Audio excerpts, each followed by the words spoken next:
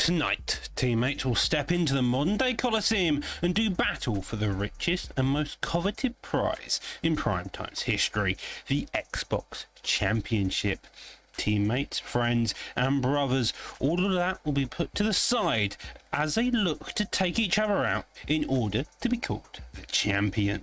Entering first, the challenger, BFAP Dirty Dave, a ferocious wrestler with a Khabib-esque style of play, his unrelenting pressure and ability to mix his striking with thunderous takedowns are some of the scariest you'll witness. Teammate versus teammate, either way, the champion stays in BFAP. Good luck, Jakey. Those are the words spoken by the mighty challenger.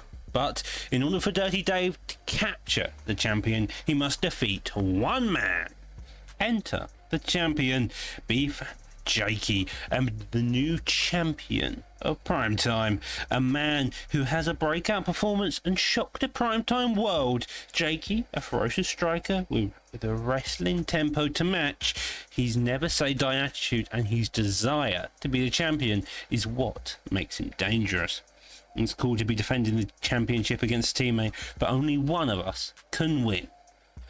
Well, with all that being said, strap in and brace yourself for a wild night of fights that culminate in an Xbox Championship clash. Welcome to Primetime. All right, ladies and gentlemen, in the commentary booth tonight, we have the man behind it all, Doctor Who. Alongside me is former ESFL champion Kane Caliber, and of course, your boy Showtime Satch.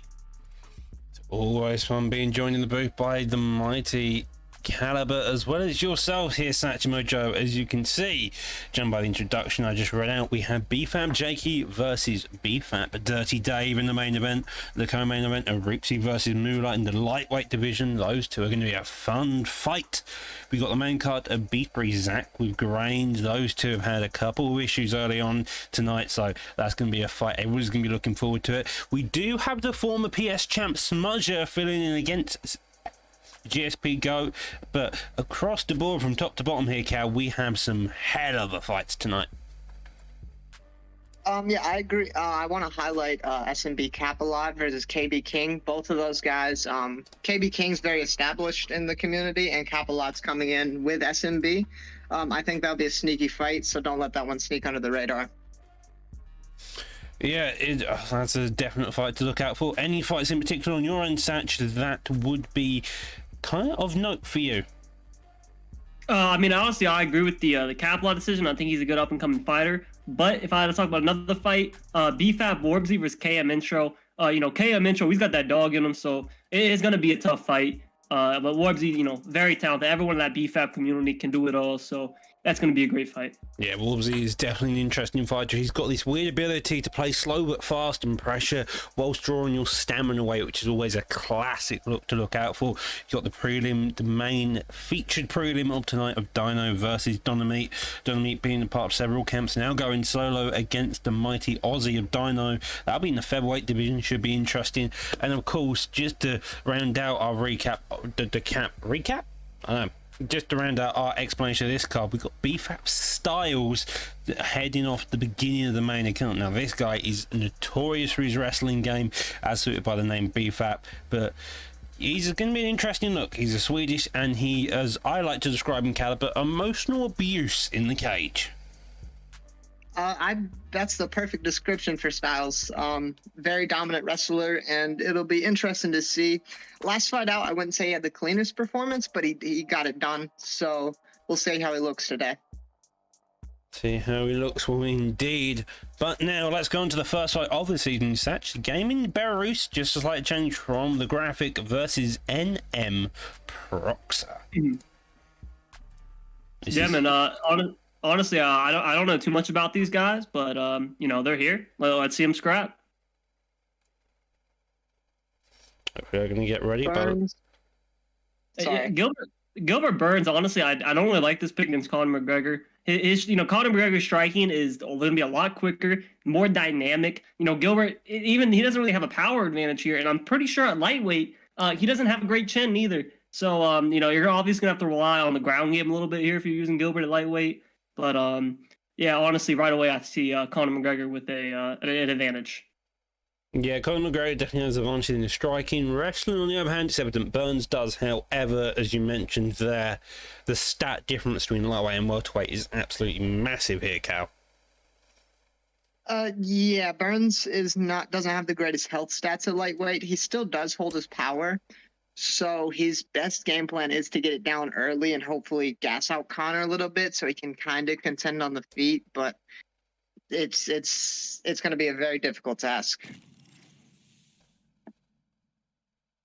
Hopefully these two ready up. There we are. We finally see the ready up button, and we have Bruce Buffer saying it's time. So we've got Burns in the red corner, McGregor in the blue. We've discussed how these fight picks are going to match up. Let's see how they're going to use them here, Satch. Yeah, I mean, like I said earlier, it's going to be an uphill battle for Burns, but if you can get the fight to the ground, it might not be so bad. That would be the hope. So, and then Proxer was the main guy in it. He was training for another opponent, so Burns will logically have the ability to be a bit more flexible since his opponent isn't going to expect him. But so far, slip hook lands there, a couple of jabs, both of them trading that jab. The straight does land there, but it seems like McGregor's the more advanced strike here. Very content, very controlled in what he's doing, as you can see there. Oh, big one. Yeah, Burns has the pedal down right now, and for me, I'd like to see him slow. There's the takedown, beautifully done into the half guard turn. And Satch, this is exactly where Burns needs to be, on top, and try to work some ground and pound here. Yeah, exactly. But we already saw in the stand-up.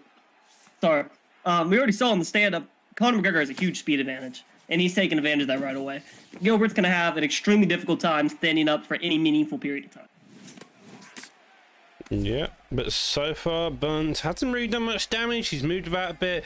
We are going to see it back into back clinch. This gives McGregor an easy time to get up to the feet, but instead we see a turning takedown, getting the slam, but it does drain quite a lot of stam here, Cal. Yeah, but he got the takedown, which is the most important bit, and since Conor didn't deny it, he should be fine with the special 3 minutes left, but Conor's back on the feet, Satch, and gonna look to do some damage. Yeah, I mean, Gilbert's already landed a couple of those slip hooks. Conor's just got to be a little more careful. Probably go to the body a little bit, or enter the pocket with something else other than the 1-2. Oh, a head kick lands. McGregor now on the back foot, just a slight bit. He did all get kicked by another head kick, so maybe if Burns wants to go with those head kicks a bit more, be a very effective job. So far, though, McGregor's staying fairly patient. He's looking for those single strikes, looking to do the main damage and get out of them without exposing his defense here. Satch. Yeah, I mean, like I said, everything he's throwing is straight right now, and Gilbert is just swaying to the side, and he's able to get a takedown there.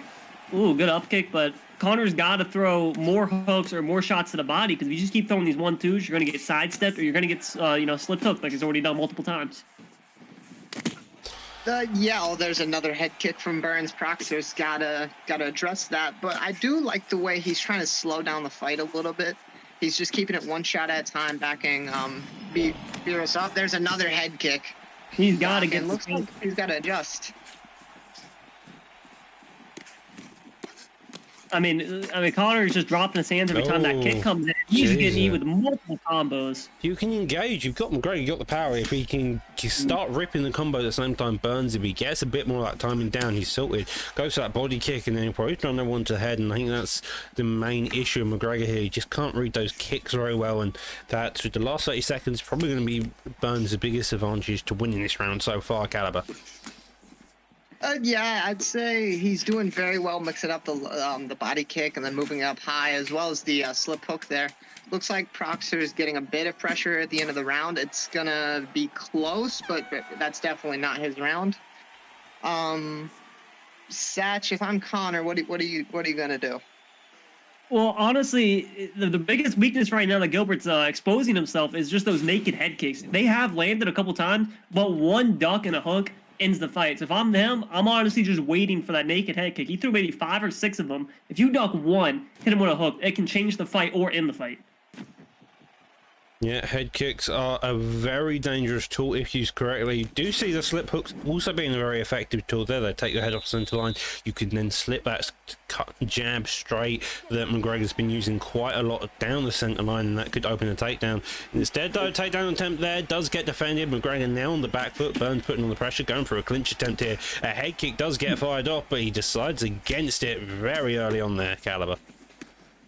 He's doing a great job of changing up the pace. He's either pressuring forward or giving Conor a little bit of room. He's doing a great. That's why those head kicks are landing so efficiently.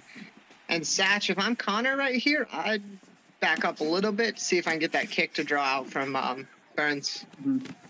Yeah, just waste some stamina. You know, Gilbert doesn't have good cardio, so you know, a few missed head kicks will you know, do a toll.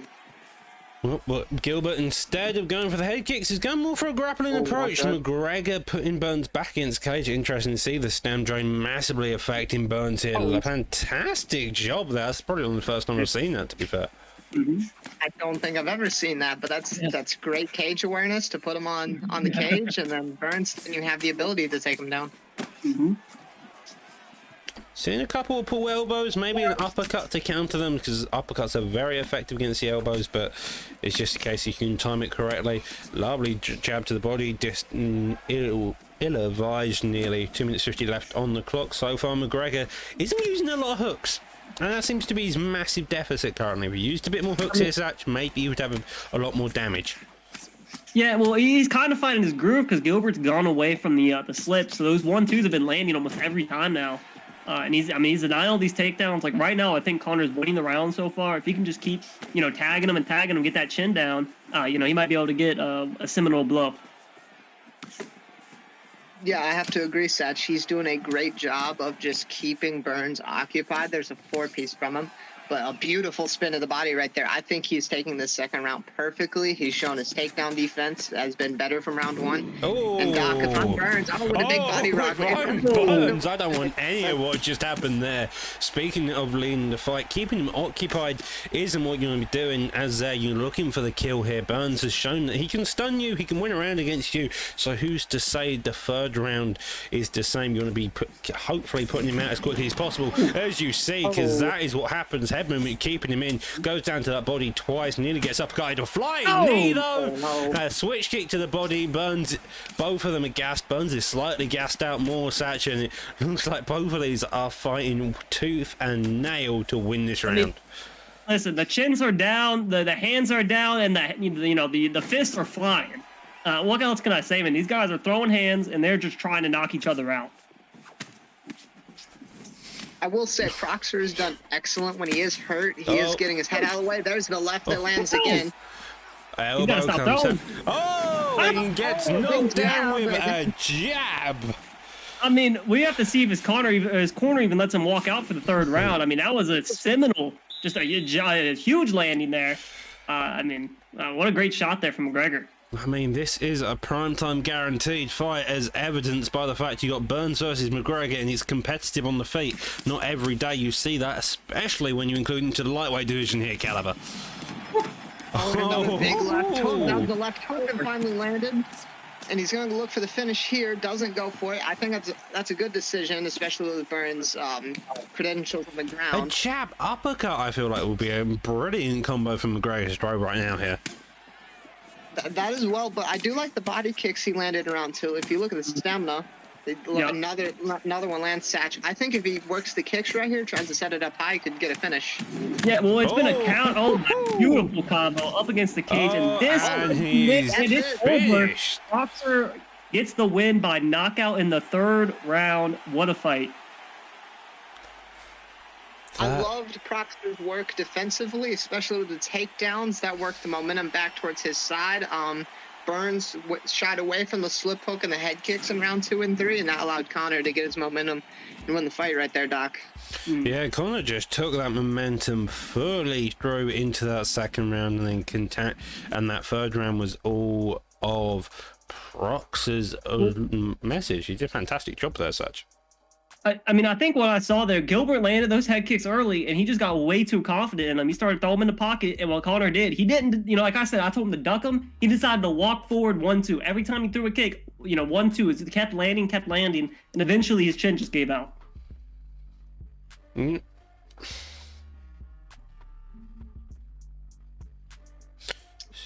So fight number 2, I think we have a replacement for Mist. If I We do remember correctly. indeed. Mr. somehow got stuck up the mighty tree of primetime doom, it seems. So instead, we'll end up with Mr. Onjay, part of the LW camp, similar to Mist, who was also LW, fighting the man, the myth, the legend, SMB Clover, former ICB, a guy that has always been around the block for quite a while. He's a true veteran of the game. He knows what he's doing, and by the looks of it, he's going to go a true vet of the UFC, of Nick Diaz here tonight, Satch.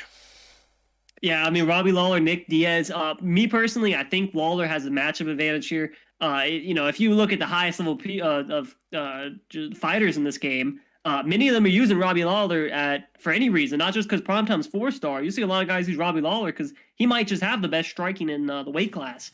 Nick Diaz, on the other hand, a lot of people do like him. He has the death kick. The boxing's pretty crisp, but personally, I think in the stand-up game, Robbie Lawler's going to have the advantage. Yeah, you would assume Robbie Lawler has the advantage here. However, Caliber, you do have the mighty death kicks of Nick Diaz. I think the big part here is the wrestling from Nick. But I expect both these guys to come out in the center and just start trading, knowing both of their styles. So we'll see what happens, Satch. Yeah, I mean, let's hope this isn't a redo of the fight they had in real life, because that was kind of an unfortunate fight. Going back to the Caliber statement of styles, Onjay has been known to end up in the grappling department and normally trying to lace up as many Kimuras as he can, so maybe you'll see a bit of grappling. Who particularly knows? So far, both of these guys are happily engaging on the feet, throwing each other's way, looking to put on a brawl here tonight. Mm-hmm. Yeah, I mean, Oni sorry. There you go ahead. Oni has he's taking a little, he's fighting off his back foot right now. He's not backing up to the cage, but he's trying to let Clover come forward, and right now that's just really not working, Satch. Yeah, I would say I've fought Clover many times, just sparring around, and he's got some dangerous boxing. If you let him just start teeing off on your chin, you're gonna have a hard time. Oni has to, start engaging, dictate some of the engagements, and maybe you'll have some better chance to win this fight. But just letting Diaz tee off on you is not gonna work. I'm doing great, Satch. But by the looks of it, Lawler is coming back to some case, but that jab into that straight body hook is doing some damage. There you go, doing a bit more down. Headboom is also having some effect here. Leg kicks are coming out as well. Both of them are engaging tooth and now, looking for that one shot to kill. Now we're engaging a bit of that clinch work. Lovely job there, Cal. I'm really liking the low kicks from Clover. He's also working the body well with that straight, so you just got to watch this Lawler power. But if he can sap it away from him, rounds 2 and 3 are going to be a lot easier, Satch. Yeah, well, that what the kick he's doing is that lead, he shoots for the takedown there, so we're going to start a grappling exchange. But on the feet, we mentioned the leg kicks. That lead leg kick really isn't to cause damage. People use it to set up other things. It sets up the lead high kick. It sets up a couple combinations, so... it's not really the leg health you're worried about. It's everything else with that kick. I mean, it does also have the added benefit of reducing the damage overall, and that's probably the main issue with Lawler is he's damage plus the speed, Cal. So, got to imagine doing the leg kick damage does some good jobs there. And Oni's got to work his way to the feet. I would not want to be grappling with Nick. Well, if I was someone else, but Lawler is not very good on off his back. And Clover's doing a great job. He's probably going to steal this round away if he can hold the position, Satch. Yeah, I have to agree. I know UFC 4 doesn't give a lot of love for just holding his full guard position, but if you keep posturing up and throwing strikes like he's doing, he will win the round. But as we say that, Lawler gets back up to the feet.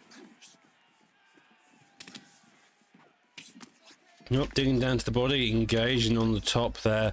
Both of these guys still trading. Only 20 seconds left of the round.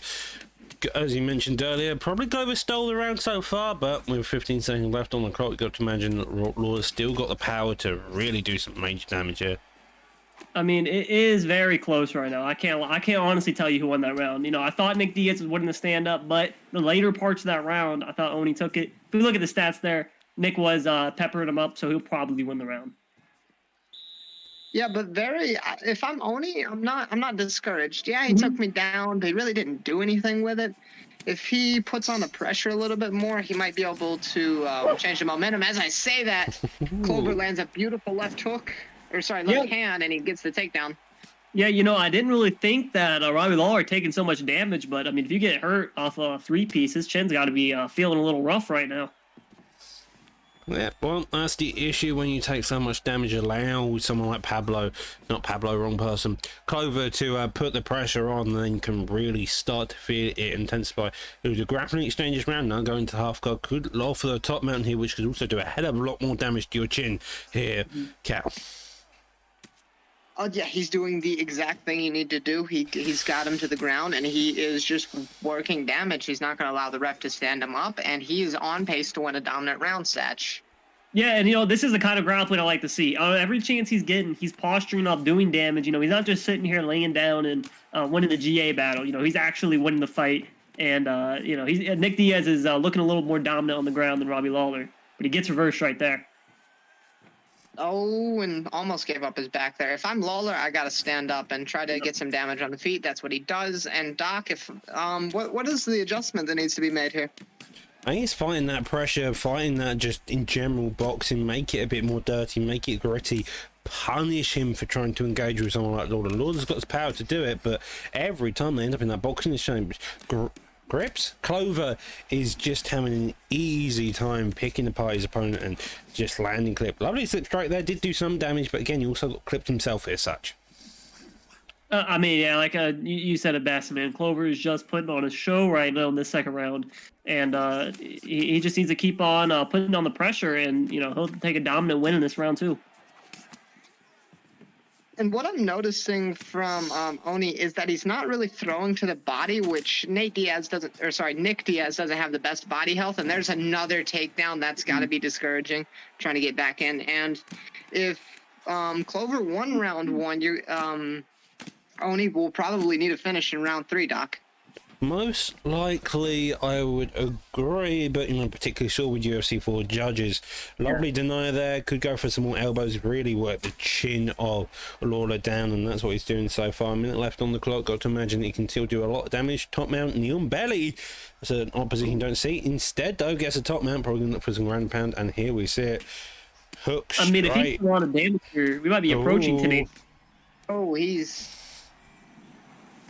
it's not been a very good round for Oni. He really didn't land anything on the feet, which is very discouraging, Doc. And if I'm Oni, you got to just put the pedal down in round 3. Yeah, I do agree. Well, we did manage to get a reversal with the last 5 seconds on. It does try to go for the round pound, gets denied, nearly put into rubber guard, and that is the end of round 2. Most significantly, Clover's round so far. He's probably 2 rounds up, looking at the stats, 3 to 16 single strikes in the favour of Clover. That is certainly his round, unless the judges have been looking at their phones all night here, Satch. Yeah, I mean, listen, Lawler, he should have gone for the body earlier. It's probably a little late for that now. You just need to start teeing off. Hope you can get a nice block break combination, finish it off with a head kick or just something crazy. You got to go all out because more than likely you're down 2 rounds and none. I mean, he's worked that body twice and he's done a lot of damage. If he worked it for the last 2 rounds, he may have done a bit more effective damage here. But that's the problem. Yeah, it's just a case of maybe it's a little too late. Overhand does land. However, if you do mix up, go to the body now, maybe you stand a chance of working the head very early on. Digs down twice there. No uppercut has returned to do it, but instead Lawler gets stunned here, Caliber. Yeah, and he kind of overdid it on the pressure. Clover finally found his left hand, landed the 1-2-3, and he's probably going to look to get a takedown against the cage. Oni gets out of there, but gets dropped. Yeah, I mean, Robbie Lawler gets up, but, I mean, his head health has got to be just withered away. You got to be careful if you're Nick Diaz right now. That pullback, if he would have came back with an elbow, that might have been, lights out. Well, These counter shots are he's not to play been with. caught, my but didn't goodness. he? Digs down to the body. If he throws a hook to the body instead of the uppercut he's been throwing, he could probably get a stun when he stuns him because of the way he's moving. But that's for Nick Diaz to make the read on 2 minutes 50 left on the clock here so far, Caliber, and it seems like Clover's going to run away with this fight. Yeah, this is a textbook Diaz performance, just landing in close. As I say that, he's he a landed. textbook because he's Oh, come back. he's hurt. He's hurt badly. 2 minutes left on the clock, and he's in the sprawl position on top. Anjay could be making a comeback. Now we're into top mount here, Satch. This is a mental comeback already. It looked like Clover got a solid round, but instead, though, gets knocked down here. Either you don't jump on him or you go for the finish. You can't. I mean, just, like, you're not going to get an armbar versus armbar? Nick Diaz. Very unlikely. I mean, I agree, Thatch. I don't think he's going to get an armbar with Lawler, but he is out of stamina if he postures up, doesn't look for it. I agree, though. I don't understand why he got to backside and didn't throw any punches, but he's landing beautiful ground and pound here from top mount, Doc. yeah, with some beautiful ground and pound, Satch, and you've got to imagine that he's got 1:15 left on the clock. All he needs is 1 ground and pound, but you're going to imagine your opponent's going to read it like so. He's ready for it. And this for it. may have just been the issue, and that may have been it for. Yeah, I Anjay. mean, you got to go for the finish. He went for the top mount, and even though it worked out for him, he did. That was a picture perfect. What he could have asked for is getting that top mount and doing the damage. But as soon as he gets in half guard, I mean, the fight's over. There's 40 seconds left, and your opponent's not going to let you posture back up. So Nick Diaz is going to ride this round out. And more, like I said, the first round was still close, but it should have gone to Nick Diaz. We should see his hand. Well, sorry to cut you off there just at the end. Humble does mention all the time on the pay-per-views that if the third round is the most important, that really dictates where the judges score. So you had a sketchy first round, you're not sure who won it, and you have a brilliant third round, then maybe, just maybe, you can win the fight. So it could all still be to play for here, as we've seen by the fact that Nick Diaz had such a poor round in that last round. Well, it's time to find out. Let's go.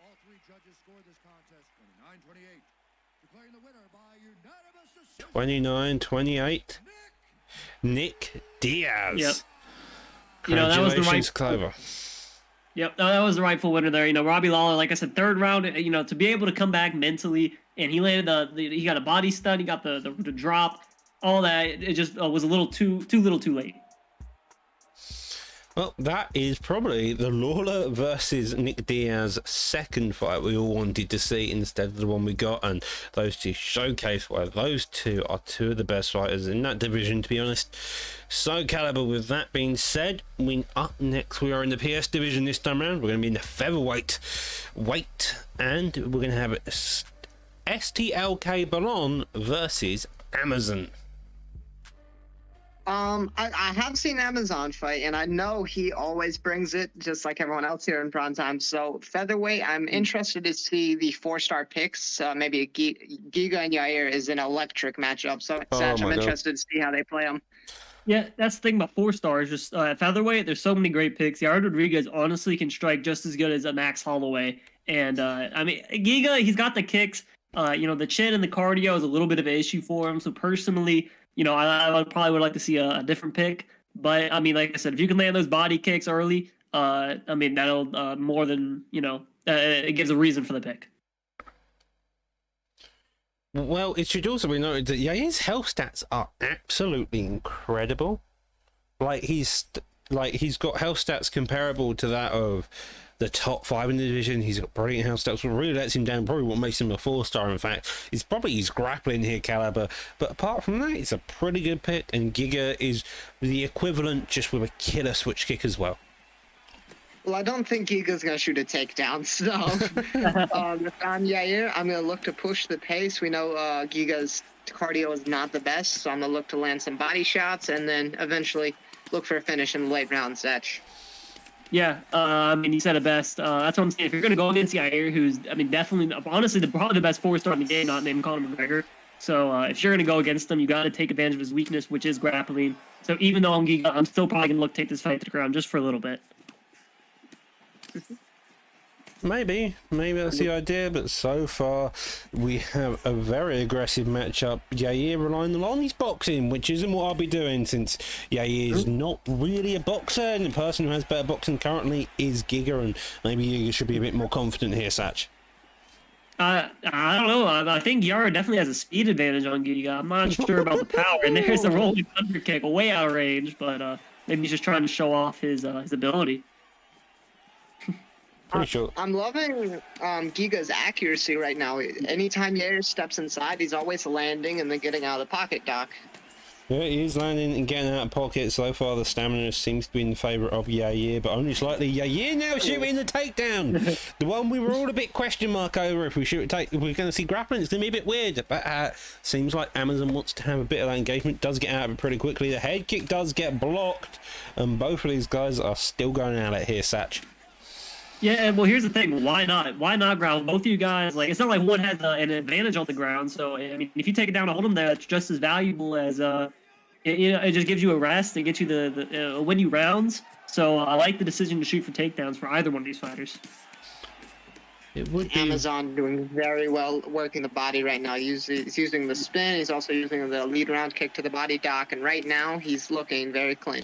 Yeah, he is looking very clean, but it would be interesting to see Giga deciding to put on the pressure, deciding to be the aggressive one instead of just being on that back foot. It seems like Amazon's relying on that pressure. Is also his defense, and so maybe if Giga puts on that more aggression, makes Amazon forced to be defensive, that I'm interested to see if his defense will crumble here, Satch. Well, I mean, Giga's fine off the back foot, but he's winning most of these striking exchanges. So, I mean, if it ain't broke, don't fix it. He's just beating the shit out of Yair Rodriguez whenever he is walking forward. I would love to see Giga swap to the southpaw for a different look, try to land that rear body kick and set it up high. But right now, you are right, Satch. He's working off the back foot, and he's landing. And there's the takedown, Doc. There's a takedown, good work, goes down to the body, does do with the lead hook. I was more expecting the switch kick, to be fair. Yep. Lovely another body shot in retaliation. Both of these guys, Caliber, are just having a brawl. However, I feel like the stam game overall is maybe favouring Yair, because every time I see it, it seems like Yair is winning it. Yeah, Amazon did a great job working the body that round. I'm interested to see the stats here. They got to be close. Okay, there they are. 19 to 17 on the significance. That's probably going to be Giga's round just due to power. But I'm interested to see how Amazon adjusts in this round 2 set. Yeah, he's got that cut above his right eye. Oh, we got to see how that affects him in this fight. But I do agree. I think Giga won the first round. Despite him losing the significant strikes, he was more accurate with the strikes, and he was landing more damage. The only thing you have to worry about Giga is his cardio. I think it's only like 89 or something really bad. But it's a 3-round fight. It's really hard to gas yourself in a 3-round fight. So I think Giga's looking strong. A body kick in retaliation to a boxing combo. Giga landed cleanly. Somehow that didn't land. I feel like the uppercut, the missed uppercut, saved him somehow. Maybe, who knows with this game sometimes. Now we've got the jab being established by both of them. Lovely spin kick to the body as well, doing the block. A straight lands there. Does seem like Giga's lost all of his cardio all of a sudden, and Yair's just gained a bunch. So both of these guys are still going out, playing aggressively, looking fairly like Yair's head health is a lot lower than Giga's so far, Caliber, but both of them are still engaging, still playing aggressive, still looking for that one shot to kill. If I'm Amazon, I would have shied away. Here's the clinch, but he opened up with that spin to the head, and I think I would have saved that for at least late in round 2 or early round 3, because you watch spin to the body a lot, but right there it didn't really open any opportunities. Yeah, I mean, when you go for those heavy hitter moves, I thought he landed it with game said he missed it, and it drained all of his stamina. So that's not something you really want, because one Giga counter kick and it might be over. He's got that 5-star switch kick.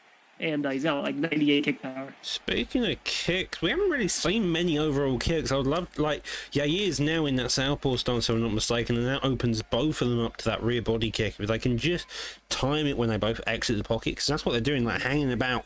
They're going in boxing ranges and they're disengaging. If you can just time a lovely body kick and just pelt it to the body as they disengage when they've got that stamina rising up, it does a lot of damage, and you can just build that up over and over again, and it makes it an easy time if you want to dig down to it later in the round. I agree, Doc, but I wonder if Giga is worried about Amazon's speed, the way he darts in and out, landing the 1-2. So if you throw that body kick and it missed times, that might give some momentum to Amazon. Mm-hmm. It's entirely... He's chewing away at the block, slowly but surely. A flying knee there. We've seen how effective flying knees can be, but so far, yeah, he is now being the one stunned. The hook clips in. I'm not sure what that was, but now into top mount. Yeah, he is holding his damnedest, but the straight gets him finished, and Balone takes the win. And that was just... Sorry, you go, Satch. What an incredible performance from Giga. You know, like I said, going into the fight, I thought Yair would have the boxing advantage, but it seemed almost every time they were in the pocket, Giga was landing the hooks, breaking the block, and over time, man, one good combo like he landed here, gonna put the lights out. I mean, that man didn't know he was in a place where time and space do not exist. So great finish there for Valkyrie. Valerie. Along, I assume his name is. The correct is issue long. Sometimes it's the way you guys haven't. Names are easy to say, it makes our lives easier, but if you risk having complicated names, we may confuse you a bit. Just send us DM and we'll make sure to say it right in the future. However, with all that being said and done, we've got the next fight of a form of a campmate at Caliber's burst versus a campmate, who's in the main event of this evening. BFAT Warbsy versus Mr. KM Intro. This will be in the lightweight division. Both of these fighters are well known within the community. Both of them put on hella fights, and both of them are fighters to always watch out for whichever division they are in. So I did a little bit. I was looking at this fight. I'm pretty sure the picks are going to be Pettis versus Holloway, which the clear advantage to Max for the boxing, and also the kicks for Pettis Satch. So I'm very interested to see how Intro will control the range here in this matchup versus Worsby. Oh, I actually love, me personally, whenever I had to fight 4-star lightweight, I use Max Holloway. He's a very underrated pick. He's got the chin. He's still got for me personally, I think he has a huge speed advantage at lightweight. He just feels like he moves a lot faster. Underrated. So. I'm sorry to cut you off. You're saying Max Holloway, even the lightweight, is underrated? Yes, I don't think he gets picked enough. I think he's personally the That's best. That's because McGregor exists at lightweight. The only reason he doesn't get picked is because the only the best striker in the division was McGregor. If he wasn't, then you'd probably see Holloway a bit more. Well, we don't, so it is what it is. But Pettis, he has those big kicks, man, and the only problem with them is it'll drain your stamina. Pettis has like 91 stamina, but if you watch people fight with them, they blow through his stamina so quick going through those crazy kicks. So he's the fight technical, and he might be able to work his way into the win here. Well, Pettis also has the footwork. He's very fluid. He's got that level 2 jab, which honestly I will always be my bread and butter. If you have a level 2 jab, I'm going to love you as a fighter. It's true and true. Holloway's got the 5 stars, so he does do a bit more damage, even if he has no power. Both of these going to the straight as their first shot to the body caliber, and you've got to imagine that this fight is going to be Intro having to stay careful, keeps all his P's and Q's in check, so that he doesn't get countered and gas out by Warbsy here tonight. That is correct. He needs to be defensively sound versus Max versus all this output. And I think this is going to be a battle of who can get to the body more efficiently. As I say, that Worsby is just headhunting currently. But if Pettis can work the stamina down, it'll be a lot easier in rounds 2 and 3, such. Yeah, and you saw that head kick. I do that all the time. I love backing up and throwing the head kick. It just looks so beautiful, and it gets you out of range of most dangers. So it was a nice kick there. And correct me if I'm wrong, but I think Intro, he's a pretty strong grappler in his own right, isn't he? I mean, he beat Hammer. He is a very good grappler in his own right. But again, he's facing a Max. I don't think Warbsby, as good as he is on the ground, I don't think we'll see a takedown unless he needs to truly mix it up, which Intro would be getting the better. But right now, it looks 50-50, Doc. Does look 50-50 in terms of cardio. Max is definitely going down in it, but you got to remember the recovery in between rounds is what really going to break it. So that's really when you're going to be able to tell who's winning the cardio battle. So far, both of these guys playing a lovely game of footsies as well as general boxing. Pettis trying to mix in a couple kicks, having some success, but so far he's just enjoying the boxing exchanges so far as well here, Satch. Yeah, and that's the problem. You throw those kicks in the pocket, someone can just reply with a 1-2-3. And it's doing a lot of damage, so I think Warbsy has to set up his kicks a little better and not just throw him naked. And I think what I'm seeing is intro is giving Warbsy something to look at. You see, he's throwing the lunge and jab, then he'll throw straight to the body. He's using his feints excellently, Doc. And if I'm Warbsy, I'm going to have to make an adjustment here. Maybe use a little bit more kicks myself, but it's not looking good so far. It's not looking good, but he's got a lot of abilities. He's got the adjustments. You've got to remember he's got probably a BFAP corner in his head. It's in his head telling him what to adjust, and those are always mighty people to have in your corners. So far though, intro is having the more success. He's done a lot of damage to that body, which is really making or breaking this fight. Is just that body making sure that cardio's done for to really allow him to really open up later down the line here, Satch. Yeah, I just like to see Warbsy move forward a little more. You know, when he's playing the footsie game, Anthony Pettis has a better kick, so it's benefiting him more. If you just get into the boxing range and start lighting them up, you'll have a little bit more success. And there's a flying knee from Warbsy, but what I'm noticing with the Pettis right here is he's using his legs very efficiently. He's landing the switch kicks, he's landing the low kicks, threw an axe kick earlier, and everything is landing right now, Doc. Yeah, everything is landing and he's just having massive success. Does look like Pettis is getting a bit hit in terms of head health. That block is also looking more shot. But with a combo like that to end the round, you've got to imagine his confidence is riding high here, Caliber. Yeah, if I'm Pettis, man, I landed literally everything I threw there. He threw the lead leg fake and the head kick, and Warbsy almost ducked it, so I don't think he'll go back to that, Satch. But besides that, he's just landed most of what he's thrown. Yeah, Pettis is definitely looking like he's more on the money tonight. Max Holloway, like I said, his best. He's looked best whenever he can get in the pocket, break his block down a little bit, and then he just needs to throw a little something after it. Like right there, he's able to break the block and then come in with a jab hook. That's what he needs to do more of, and not play this kicking game with Pettis, because you're not going to win that. You definitely aren't going to win that, and so far Holloway's really now to put on this pressure, as you can see by the cardio as well. Max and that recovery has definitely not worked, so the bodywork intro in that first round has played dividends to allow him to open up into the second round here tonight. And Warbsy made the perfect adjustment. He said, I'm going back and forth with this guy. I cannot do that. So right now he's making it look a little bit more dirty inside. He's landing the hooks. He's landing the uppercut, Satch. And right now he's looked good in this first opening 90 seconds. Yeah, I mean, that's exactly what I called for. Get this pressure and just keep patting him up. Because right now, Intro's just keeping his hands up. He doesn't really know how to counteract it. So if he just keeps putting on this pressure, he's got to be careful not to get body rocked, because his body health is extremely low. But if he can just keep teeing off on his head, it's going to be a good thing for him. And right now, he's got to avoid that lead hook to the body right now, as well as that straight. And we know Pettis has that jumping back kick, which is usually a rock when you're there. It is right there, but Warbsy wasn't moving forward right there, Doc. And if I'm Warbsy, I'm looking good, but I need to watch out for my body. Yeah, if I'm Warbsy, right I would definitely agree, but by the looks of it, he's done a fantastic job defending, and that head health is still high, but it's probably on that chin. Cardio so low here, Satch. You've got to remember that one shot either way is going to kill him, but that body gets stunned again, digs into that body as well. Yeah, it's probably going to be too. Max Holloway's got to take this fight to the ground and hopefully get a submission, but you're not going to win the stand-up when your body health is this low. It's way too hard to block every body shot and still be active on the feet and still not get knocked out with a head kick, So I don't think he's going to win the striking this point, and the axe kick might just put the nail in the coffin. It really might. That body kick only just landing. Both of these guys are going right at it. This is a tense fight. Switch kick to the body there. Also lands. Uppercut there down. Jigs again. Intro is playing with his food, he seems. And there's the there it is. Dude, Intro was putting on some spectacular combinations in that fight. And I mean, Warbsy, he started to come back in that second round, but that body health was just too sucked. Intro, that's exactly what Caliber said. Whoever gets his body damage is going to win the fight, and that's how it turned out.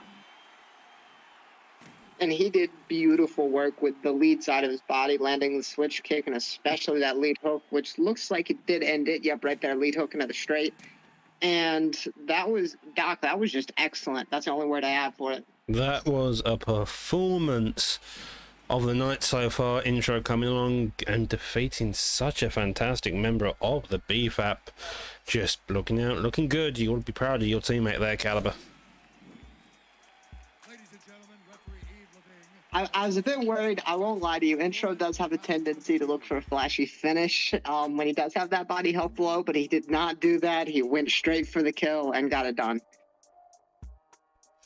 Well, congratulations to Intro. Condolences to Worbsy. But up next, we have the BS side. We will have G-Man versus Clarky. These two will be in the bantamweight division. By the looks of it, we're going to have a Sean O'Malley versus Frankie Edgar here, Satchmo. Frankie Edgar, this is a terrible, like, I'll be honest, terrible matchup. Frankie Edgar's got, I think, almost no chin in this game. The biggest problem with Sean O'Malley is the length, and you're basically just going in the fight with T-Rex arms. I can't, I mean, if Frankie Edgar doesn't get this fight to the ground immediately, I can't imagine he wins this fight. I can't imagine it either. But we've seen odder stuff in this community. It's not entirely about the fighter themselves, but it sometimes is about who they are playing. So both of these picks are going to be a wild one. O'Malley, pick base wise, is going to make more sense. Should be the betting favourite. However, I could see Satchmo coming back and looking for the win. Yeah. Not Satchmo, Edgar. Apologies. Yeah.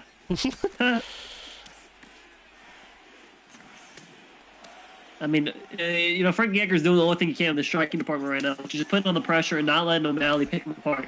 He has to be all the way in the pocket or all the way out, because if you try and fight at this range, it's gonna, you're gonna get your ass kicked. Beautiful right hook there. Like I said, I'm not too familiar with these two guys, so maybe the G-Man here was just looking to make a statement and say, look, I can beat you with Frankie Edgar. I mean, that, when you pick a guy like this, that's kind of a statement you're making. So I don't need, Cody Garbrandt to win this fight. I can win with a, midget. Yeah, you really can, and now he's putting on this pressure, and that's what Frankie's really good at. He's short, he's stubby, he comes at you like a wrecking ball, and he's looking to nab your head off. And if someone like O'Malley here can't create that distance to use those leg kicks to find that range here, Caliber, you've got to imagine that Edgar's going to have such an easy time. Well, I'm loving the pressure, but also I'd love a takedown from Frankie. Frankie is an excellent wrestler at this weight class. As I say that, does go for it, gets a sprawl animation from O'Malley Satch, but right now he's looking clean except for that body rock. Yeah, we've seen a lot of those lunges tonight, but that's the first one to finally catch someone with it. He's lunging to his right side, and that kick's just going to hit him like a baseball bat. Beautiful spinning kick here. I think O'Malley's starting to find his groove. Well, digs into that body again, having some success. Does land a lead hook, a leg kick follows suit, but maybe maybe not the best idea to go for when your opponent's trying to knock your face off. Leads in slip hook, does do a pullback elbow there, follows suits. Both of these guys wanting to play aggressive. Satch, I keep calling it O'Malley Satch, I apologise. And another takedown gets shot there with Edgar here, Caliber. And what I'm seeing, there's pressure, man, and then there's this pressure where he is not giving O'Malley a inch of room, and it is working for him a little bit, but he's got to be careful of these elbows, the knees from O'Malley, just tools that can help him get him off him. Yeah, that's why we haven't seen a single teep kick from O'Malley yet, and I think that's doing himself a disservice. If this guy's pressuring you like that and he wants to be in the pocket, make him get out. Throw a teep, and if it turns to a knee, it's fine. So that's just what we need. You see more distance management from O'Malley. One would hope so, but instead I would see a guillotine by Edgar, starting very nicely so far. Good tracking, is doing a very effective job. 55 seconds left on the clock, could get to finish bait or could get to top mount so far, Caliber. Yeah, this is not where you want to be if you're on O'Malley. Yes, there's 40 seconds left in the round, but if this gets flipped to top mount maybe, and then Frankie maybe, he's not going to get it. So I'd let it go right here and look for some ground and pound with 30 seconds left in the round, Satch. I mean, he might just get it, though, and even if he doesn't, it's a statement. He that's it. Oh, he did. Wow. He gets Honestly, it. When I saw the submission attempt, I was like, man, this is kind of stupid, but I mean, he didn't really have much stamina drain, but I guess, Frankie Edgar, he's just got that stick skill, was able to put him away with the guillotine. Indeed, it seems so. That was a fantastic job there by G-Man coming out. He played like a complete nutcase. Looked like he drunk several energy drinks, was gassing himself out during the mid part, then got that double leg and got the guillotine straight afterwards there, Satch. Yeah, and I don't think energy drinks is enough. He might have done a couple lines there before that fight because he was just walking forward, eating the punches, and as soon as he got this opportunity to get a submission, he went for it. And good for him, man. He's able to get the. It's not a very strong sub neither, but he's able to pull it off. So That's probably one of the strongest legal subs in the game. Legal. Yeah, especially from Sprawl. It's very good. That's Frankie's choke, and he did get it there. Wonderfully done. And so, with that interesting fight to say the least, on the table, done, dusted now, we are now onto the featured prelim of tonight. This will be the mighty Dino Gamer, the one and only takedown artist, versus Dynamite. I am assuming this is going to be a takedown versus strikers matchup. I could be wrong in saying that, but if I remember the stars correctly, that should be it, Sachimo. Yeah, and I'm really happy to see Dino in this position, man. He was one of the OG members of the Sachmo Fight Club, so the now defunct league. But it's nice to see him out here. He's putting in some work, and he's made it to the featured prelim. And what worries me right now is his 320 millisecond ping. I do not know whose router is a potato, but they need to get a new one immediately before this fight starts. Dino is from Australia, so that explains the ping. I did fight him myself, and the ping was stable. It's just a bit delayed, obviously, because of that so much latency, Doc. But Dustin versus Zabit is a very interesting matchup. Dustin versus Zabit is an interesting match, especially when you stick it in a featherweight division, because Zabit doesn't, of course, fight in lightweight yet. Although he's retired as a doctor, so I probably won't be in lightweight any longer. I've got sidetracked from what I made a point.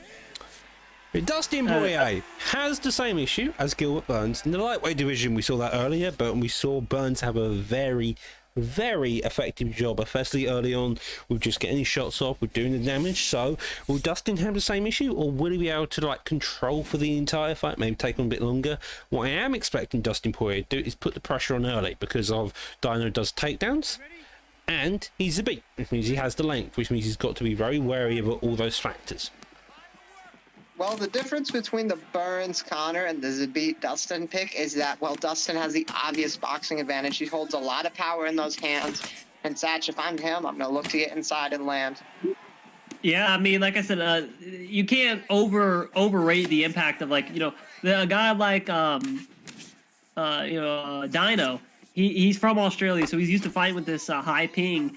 If let's just say Donner from the UK or he's from America, he's not used to fighting with this. So it's almost like a home field advantage, and a big teep kick there gets the damage done. So, we'll just have to see how this fight plays out. And Dino early looking for the takedown, going to land, and he jumps on the back, gets it, and he's got him to the ground, Doc. This is right where you want to be. Yeah, that's exactly where you're going to be if you're Zabit. You've got the more wrestling credentials here. Does get rolled into the back mount, and now we turn around into the back mount again. So far we've seen another get up here, looking to make as much progress, as much damage on the feet as he can, but instead he gets slammed back down. Yeah, and at featherweight, Dustin Poirier, he doesn't have the grappling skills that he has at lightweight. I believe he still has rubber guard and he still has the transitions, but his stats are much lower on the ground. So Zabit does have a meaningful advantage here as he gets him into side control. Beautiful transition. Yeah, Zabit is doing very well on the ground right now. Donner's gotta figure out something. Maybe. I prefer working back to guard, but he's going to get the sprawl right here, Doc, and look to get on his feet. He is looking to work back to his feet. We've seen it earlier. Instead, they fakes the side sprawl. I can't speak tonight with transitions, it seems like. Now goes for a full guard, does get it. And Zabit now in bottom out, goes for a Kimura instead. On this doping, it's going to be a risky one, but it is viable if he's understands the way it's going. It does look like Blue Buzz going to increase. Does ditch it pretty early here, Satch. Yeah, but it's just a nice feel around. He's going to be a grappling heavy tonight. First round to get at least a submission attempt is going to be beneficial if you're going to finish the fight via submission, later in the fight. And I'm loving the way he's being able to posture up here in full inside or full and half guard. He's doing a bunch of damage there, and he already has the front kick, but here's the stack guard. Sorry, not stack, rubber guard, and he's out of there, Doc. Does get denied there. Now looking to hold him in here. Do a couple of shots with the damage. Gets the reversal. Now probably going to look for a top mount of his own. Instead denies the Kimura. Fantastic job. Now half guard probably want to just go ballistic. Do some real damage. Make sure you score in the judges' favour. But it's all in the eye of the beholder so far. It's looking like, in my opinion, Zabit's winning this round, I want to say. Yeah, for sure. He got the stun with the teep here, so it's gonna take a lot more than a couple titty pads to win this round for Dustin. Yeah, I disagree when he postured up right there and didn't do much with it. He definitely needed to stand up, but you know, he got a rock. He wasn't looking to keep it safe, so he's got to avoid the takedown in round 2, and he's got to avoid that rear leg from the beat, Doc. He really does. He's having some success so far, but overall, it seems like Zabit is having the best so far. Yeah, well, that's the Otis trip. Otis Sotogari puts him right in the side control, and that's just a very mean move. It's hard to deny those. Now he's in crucifix. This is not looking good for Dustin Poirier. If we can get a deny or 2 out of Zabit, it's going to put on a lot of damage, but instantly bucks him off into side saddle. Side saddle's not much better. Personally, I love just sitting on the backside deny like he did right there and making them, yeah, he's going to have to work to side control and get out. But Doc, right now, Zabit is putting on a clinic on the mat. He is putting on a clinic and he's doing it very cleanly, not really taking much damage. Looking for the get up, does get it there, does Poirier, and now we're back onto the feet. Uppercut does get blocked straight there. Another straight follows you, both of them just engaging a bunch of random heel kick comes out of nowhere, doesn't do any damage or hit anything, to be honest, apart from air. And so far, Poirier looks like he's having a bit more success on the feet here. I mean, yeah. Sorry, you go. Oh, I was gonna say, Zabit has a lot of creative kick choices he can go to here. So even though Dustin's getting the boxing advantage, you know, he might hit him with a lead spinning kick, you know, or something crazy of that matter. So you got to be very principled and very fundamental if you're fighting with Dustin against Zabit. And so Well, also with Dustin, he's got to be a bit patient. He is working against the grappler, yes. So if he can just stick off the cage, land the 1-2s, land that lead hook that Dustin throws so well, it'd be a lot easier to look for a finish, Doc. it would be, and so far, both of these having some fun on the feet. He is engaging back and forth so far, but neither of them are really doing much overall in terms of damage. I'll be honest, it looks like Zabit just hitting a bunch of buttons here on the stand-up. He doesn't really know what to do on the feet. You know, I see him just randomly, he randomly ducked and threw a spinning elbow like way out of range. So I think if Dustin can just keep this fight standing and fight a little bit at range, he might have an advantage here. And this has been the closest round. Dustin is landing that left hand a lot. Zabit's got to move out of the way.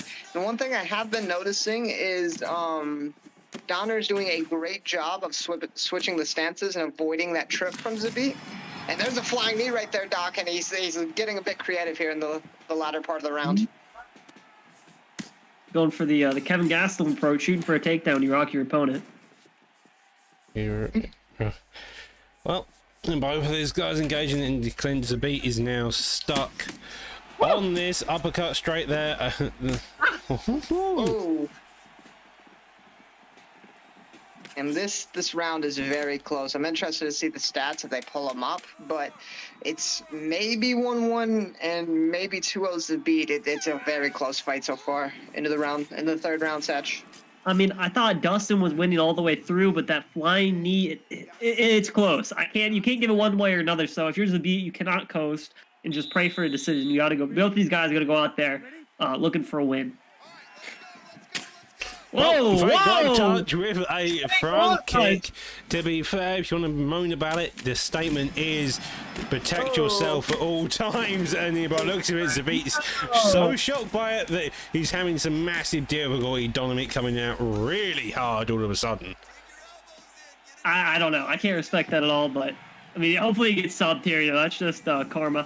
But I mean, you know, I mean, to be fair, Zabit's been throwing a lot of elbows. He's been doing those Sotogari, so he's not been the most professional player tonight either. Dustin Poirier's just getting a little bit dirtier. I agree with Doc. Protect yourself at all time. It does happen, though. But Donner has an excellent start to the round, and he could honestly just sit here. He's going to look for the stand-up. So maybe he thinks he needs to finish. But right now, it's very dominant so far from him. It's very dominant indeed, and by the looks of it, it's looking like Poirier's going to have a much more aggressive time. He's finally realised he's been punched in the face too many times, and he's now really starting to play aggressive, but that knee landed hard here, Caliber. And he's just doing a great job. There's the right into the left right there, and he lands the uppercut as well. Zabit doesn't have the most power, but he does get the takedown. He's playing like Dirty Dave. I'm sorry, Dave. I had to say that shot. You are in the main event, so you may get to see that against his former campmate. But bringing it back to this fight, Poirier's the one with the reversal. Does see a fake there. Does get denied there impressively. Gets into the half guard now with 2 minutes 20 left on the clock. One of these guys is going to have to punch each other's face out to really dictate who wants to win this fight. And this is just a really close fight right now, Satch. I really don't know who's winning. Yeah, that's exactly what I was going to say. If you're Dustin Poirier, are you content with just laying here and hoping you win round 2? I mean, yeah, you pretty much secured round 3, but round 2, like I said, could have gone either way. And I don't know if I'd be happy just sitting here and laying. I want to do some damage. I want to get up and try and knock him out. And right now we're seeing work from backside to back mount. Looks like he's going to posture up, try to punch Zabit out. Lands a few shots, Doc. And right now, I'm liking the work from Dustin. I mean, wouldn't this be something if we get a fake glove touch that leads to a victory? That would be hilarious. Because honestly, that was a seminal moment in this fight. And with a minute left, it looks like that might be what gets Dustin the win here. Well, 50 seconds left on the clock, and it seems like so far Zabit's going to go for a rolling knee bar. Doesn't have any success with it. Now disengages from that into the backside. Couple of jabs there by Poirier. A couple of them do land. Both of them playing aggressive, ducking under to do it, and spin elbow there. Follows suit. Lead hook follows. Both of these guys are patient, knowing that they probably should explode at some point, but also don't want to risk getting knocked out within like the final 10 seconds here, Caliber. I could have used 2 more rounds of this. That was a very competitive fight. I'm interested to see what the judges think. Dustin might sneak it out, but then again, that round 2 was very close, Satch. Yeah, I mean, we'll just have to send it over to the veteran voice of the Octagon, Bruce Buffer, and have him read out our decision. Our decision? It's a judge's decision, and it's probably different from us. I mean, I don't know. I can't say Dustin won after the fake glove touch, but we'll see how the UFC judges decide.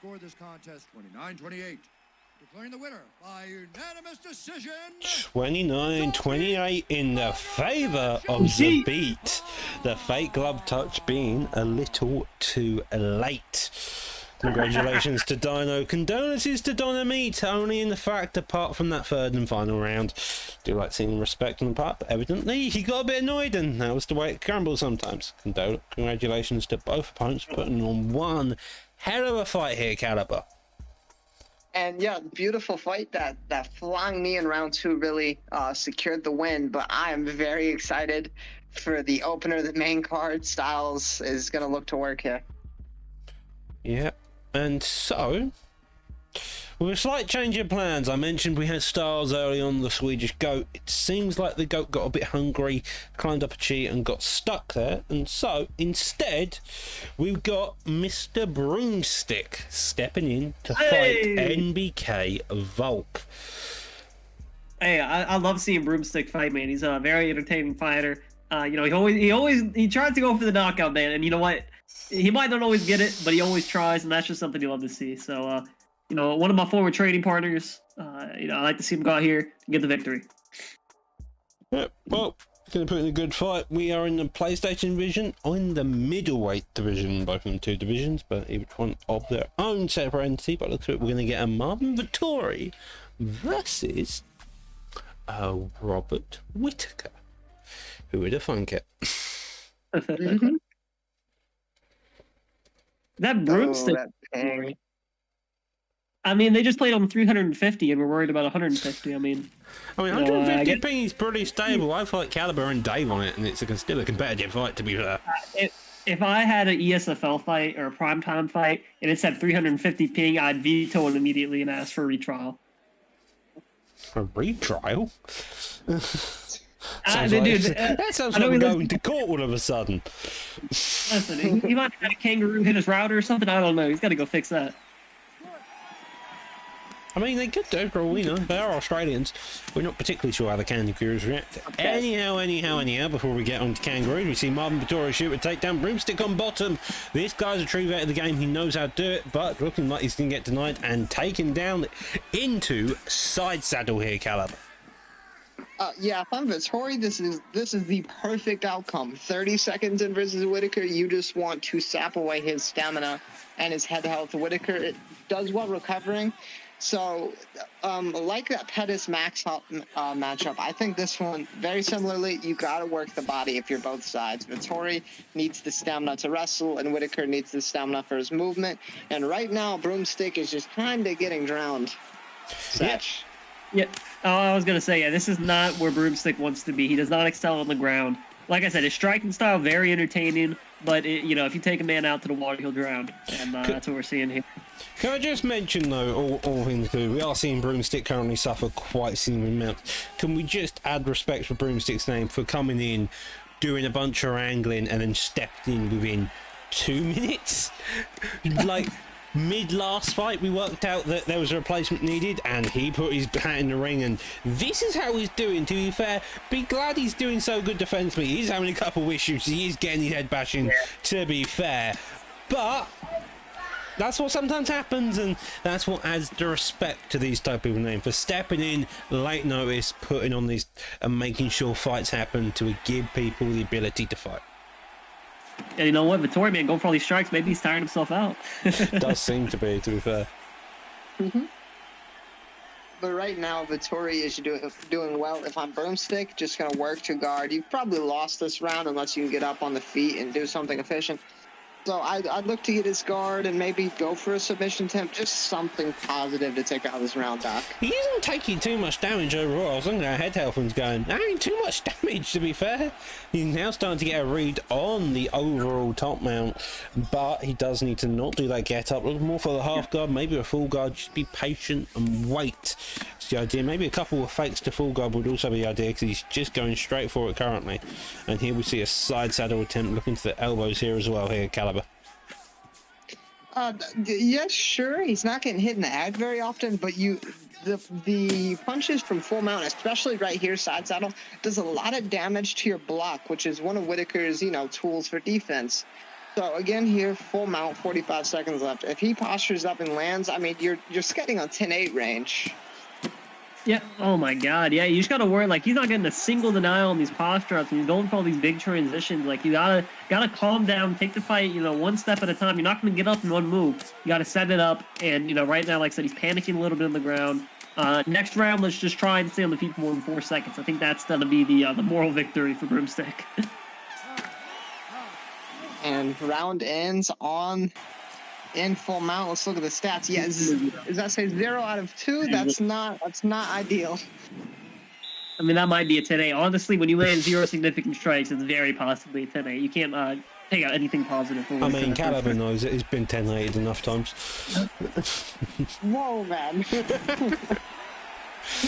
Anyhow, Vittori early. straight out of the gate again, shooting a takedown. Broomstick has no relentless, but we do get to see him this time around in the full guards, having some success. And we just point out this is also PS, so congratulations to Marvin Vittori for being able to grapple on this console, because my God, is it a mess sometimes. Sorry to cut you off. If I'm Broomstick, he didn't even look to get up right there. He just immediately got sent back, Satch. And if I'm Broom, I got to work back to full guard, and I got to look to get up. Yeah, like I said,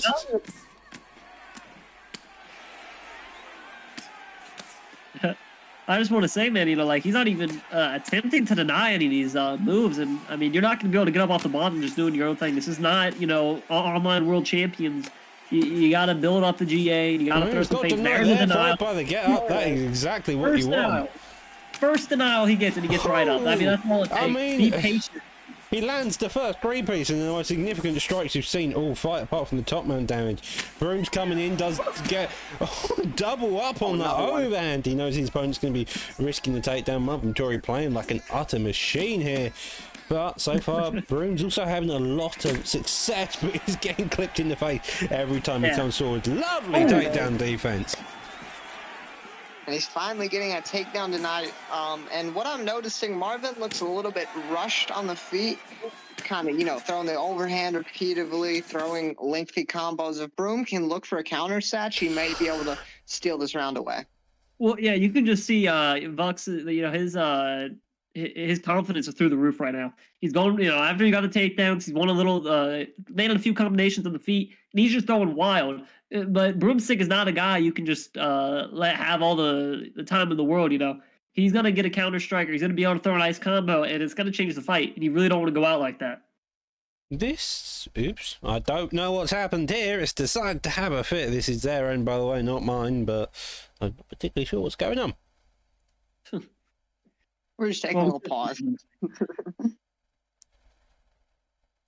We're on the ground. Brooms at some point didn't defend takedown. We've got a minute 30 seconds left in the round. We're not sure what's happened to the rest of the round, so who knows, but we do see Broomstick get back up on the feet. A small bow there, overhand follow suit, a hook there follows as well.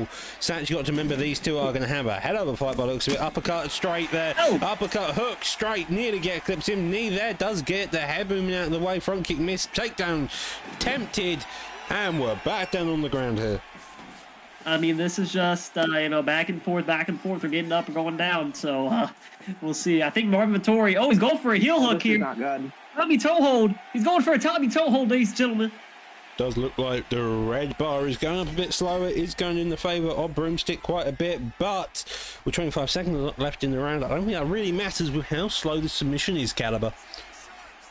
And this is just, if I'm Broomstick, demoralizing, to be frank. I mean, he's taking you down at will. He's looked like to get the better of the on the feet exchange. If he gets a submission here late, that would just put the nail in the coffin. In round ends, and Broomstick obviously needs a finish, but how he goes about that satch, I do not know. I mean, like I said, you just gotta hope. I'll be honest, Vex is looking like the better opponent. He's looking like the better fighter here today. But he's getting overconfident with a lot of his strikes. If he throws an overhand and you uppercut him, he might just go out. You never know, man. But, dealing these teams at the middle and just getting rocked is probably not the best course of action. It may not be the best course of action. Oh, sorry. Just one thing I'm noticing is Vettori just kind of is giving no respect to Broomstick right now. He is simply walking through him, taking him down, and repeating. Yeah, that does seem to be the case, and I think that's going to be the only one. It does look like Vettori's striking, but he's very much rushed on the feet. So every time he's getting onto the grappling exchanges, he's a bit calmer, he's a bit more composed, and he just isn't as rushed here. Does get the get up there, Broom does, and now maybe we get to see him go again, or we're going to see him tucked onto the fort. Disengages with the uppercut there.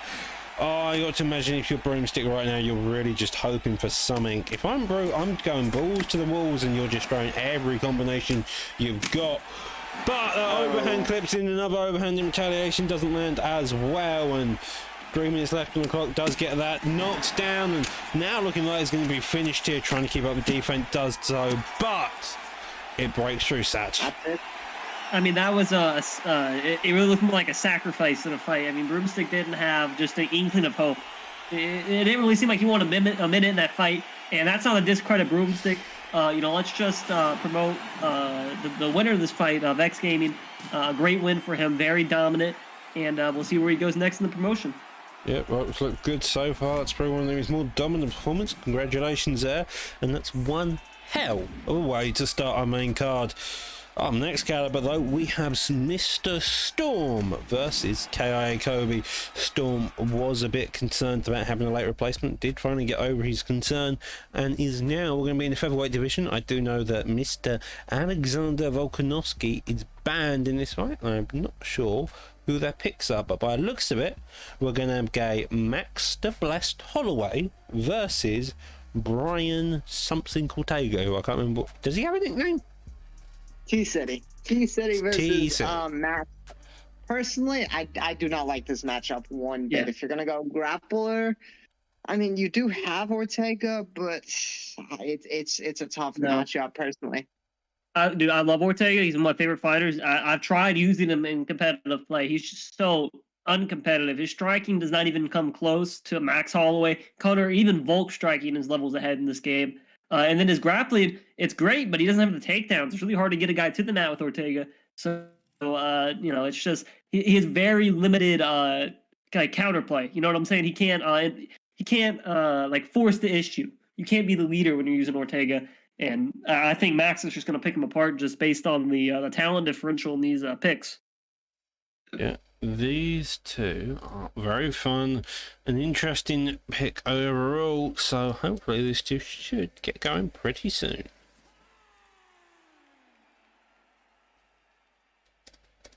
And we are going. They're both 1-1 in terms of their overall score. So who knows what's going to go on? And if I'm Max, I'm looking to push the pace. Get just outside of Ortega's range, land the good shots, and he'll eventually fall over Satch. Yeah, I mean, I have to agree. Max Holloway, even though he doesn't have the power advantage, he's got the speed, and his striking is just like it's like a snowball. It has a snowball effect. Going down the hill, it just keeps getting bigger, and eventually the damage will come through. Yeah, hopefully the damage will come through. The issue with someone like Holloway is that you have to fire a lot of shots off to do it. Although Ortega can kind of compete with that, it's just the difference between the actual level of the strikes as well as the general power difference. Strikes a bit different. Storm has to be unpredictable here. He's got to look for the takedowns, got to clinch, got to just be gritty. I mean, this matchup, yes, it's very hard. Max, that output is a weapon of his, but Satch, he's doing the right thing so far. He's doing the right thing so far. It does dig down to that body. Now Ortega's going for a takedown. This is what you want to be doing, but it looks like Max's defense stands up. That high-level defense doing utter wonders for him, and now we are back to engaging on the feet here. And Max is doing a great job, not letting him have the takedown. He's eating the punches inside the clinch, but he is getting out. And right now, Kobe is looking clean. Another switch kick there. Ortega's going to try to get in the cage, probably take another the back. defense, though. Yeah, another defense, and that's the problem. I think Ortega may have a turning double leg. I feel like he has one of them, but I don't think, and they may have one turning singles, but I'm not too sure here as such. I'm almost positive. I've played with Ortega a lot. I'm pretty sure he may have the turning single leg, the very basic one, but no turning double legs. And that's why I said that's the biggest problem with him is that it's really hard to get the takedowns unless you use the clinch a lot. Well, we're seeing a lot of lovely boxing combos. No clinch work so far. Overhand finally gets thrown around the place. At minute 20 left on the clock. And it looks like Mr. Holloway is leading the fight here tonight, Cal. Kobe's doing a lot more than leading. Kobe is dictating the pace, the pressure. Early in the round, he kind of let off on the back foot a little bit to see what Ortega was offering. But right now, he's going inside the pocket, landing the punches, and then stepping out. There's an elbow combo there, Satch, and he's just looking like he's dictating the pace. Yeah, I'm not a big fan of the elbow combos, but he gets it to land there. But other than that, man, he's looked very impressive, just not letting Ortega respond. And that's what I'm saying. Ortega doesn't have the speed to keep him Max in the pocket. He doesn't have the power to counteract it. So it's just a problem using him if you're going to sit here and strike. Well, so far holding up the pace like a lovely job. Does seem like Ortega's bloody and bruised. His defense is keeping a bit of issues. Very closely scored in terms of overall stimulus strikes there, Caliber. So got to imagine that it's still chances for both of them, especially with 2 rounds left here. It was close, yes, but Max, like right there, is just landing the cleaner shots inside, and Ortega is really struggling. Oh, but there's the head kick, and he does not get the takedown. If I was him, I'd shoot again. He doesn't. He lands the 1-2 high kick, Satch, and Ortega is finding some room. Ortega's looking to come back in this fight. He's got him up against the cage. He's not getting the finish. But just pouring on the damage now, man. All it took was that one missed head kick, and his stamina was gone. Ortega it just took over from there. I'm always preaching to guys. I always say, don't rush the finish, especially with volume guys such as Max. It'll eventually come. And right there, the 1-2 high kick he missed. There's the pull uppercut, lands the counter. Ortega shoots, and he finally gets it back. This is massive. Well, you just have to see how he uses it for the most part. I mean, if you let Maxi right into full guard here and get up, it's demoralizing. But you see right there, he's able to hold him a little bit, get the denial. And, if you can just hold this half guard for a minute, it'll be worth it. If you can land damage, even better. If I'm Ortega, I'm going to look to attempt a sub. Just get one, so when you get that takedown around number 3, or at least you hope you get the takedown around number 3, you can try to finish it. But right now, he's doing a great job working inside this half guard, trying to advance position. Mm-hmm. Into the next position, what you're doing as Ortega, as we say that, Top Mount now gets it. It could be big trouble if you're Max Holloway, but instead, though, gets the full half guard and then into the half guard reversal there. People have got to be so wary of that big reversal that it's so readable when you want to posture up that you just need a bit more aware of it here, Caliber. And yeah, Kobe's not out of the woods just yet. I disagree rolling the sprawl if I'm Storm there. I would have worked to guard. Ortega has great guard work off his back, but he does get the get up. He might go for the trip. No. Kobe punches out of it. So right now, he's back on the feet. He's just got to watch the big combinations. Well, both engaging already into the box in here. It seems like Holloway is putting on the pressure. Ortega looked like he was going to spin for a death kick as well here, Satch. And both of them are just looking to box each other's heads off, it seems. Yeah, it looks like as I say, box, a head kick comes flying out. Yeah, finally, that's the head kick he got punished on earlier in the fight, but he landed this time. Does good damage with the death kick. Finally comes out. We've seen him faint it 2 or 3 times, but there's the land. I mean, these guys are going to war. It was a little more one-sided in the first round, early in the second, but Ortega is putting on his show. Ortega's doing well, but so is Max right there. He landed the boxing combination, and just when Ortega drifted out of range and put his back on the cage, he lands the head kick, and he lands the uppercut right there. That might have been an up. That was a good up kick. A double drop there, trying to get on Holloway. The game not allowing to. Now Holloway's looking really desperate to keep himself in. Does so, and that closes out round 2. That miserable. He was sitting there. He was double jabbing the air, man. He couldn't get on the ground. I mean, I'm not saying he would have finished the fight, but that is just demoralizing for sure. But I mean, we'll take a great round. 2 knockdowns to 4 in Ortega's favour. That's a very Ortega-based round. We all got to imagine, though, that if Max Holloway keeps up the pace he can, he's going to be able to survive a bit more purely because of his health stats, cardio, and the rest of it. But instead, though, we see the takedown land, and now we are on the ground with Ortega on top here, Caliber. This is exactly where he wants to be. He probably won round 2. And lost round 1, but if he can just hold the ground, get the damage off, he can sneak out a victory here, Satch. Yeah, I mean, like I said, he clearly won round 2, so if he just lays on him here, I mean, he wins the fight, simple as that. But we see him going to the side control, goes to the crucifix. Now, he does have the Kimura sub here, but most people are just looking to do damage. Good denial. We'll see, yep, there's a couple elbows flying his way, and his head health is so low, that it's only going to take a few more to finish the fight. Armbar is a possibility. We get some night instead, though. We see him try to take back mount. Doesn't get back mount fully. Can still hold backside. That's the word. And now we're into the clinch position. We've seen a lot of takedowns from this position tonight, and we see another one. A trip into that back seat. And the RNC is banned, but the armbar is a viable sub here. Yeah, but that's just the problem. Is everyone, that's the only place you can deny. Top mount. But it's the same direction, so it really doesn't matter. It's kind of a null position, yeah. You just didn't deny right. It'll be fine. If I'm Ortega here, I'm going to go for a sub. I don't even need a deny, but just looking to chew time off the clock right here. It's going to work back to backside. And this is not good for Max right here. He's got to work his way up. There's the deny, and he goes for the armbar. Beautiful work. That's what you want. If you're Ortega, you can just get a slight read. It just wastes a bit of time. The issue is you only get it too far down, well, you do extend it, and that is your issue. Now he's fully committed to this. He does look in pretty well, to be fair. If he can get the punches off, maybe he stands a chance of getting this. The red is bar creeping up quite nicely, but so is the blue. This looking close like the guillotine. I'm not particularly sure who's winning though in the favour here. Oh, this is very close. Ortega might sneak an arm out here. Ortega is going to sneak her arm. Oh, and it's broken. He broke the arm, ladies and gentlemen. Brian Ortega's taking the win and the arm home with him tonight. Just a good performance there from T-City. That was just a signature T-City performance right there. He lost the first round, came back, gets a crazy couple of knockdowns, and then works the sub for the third round, Doc.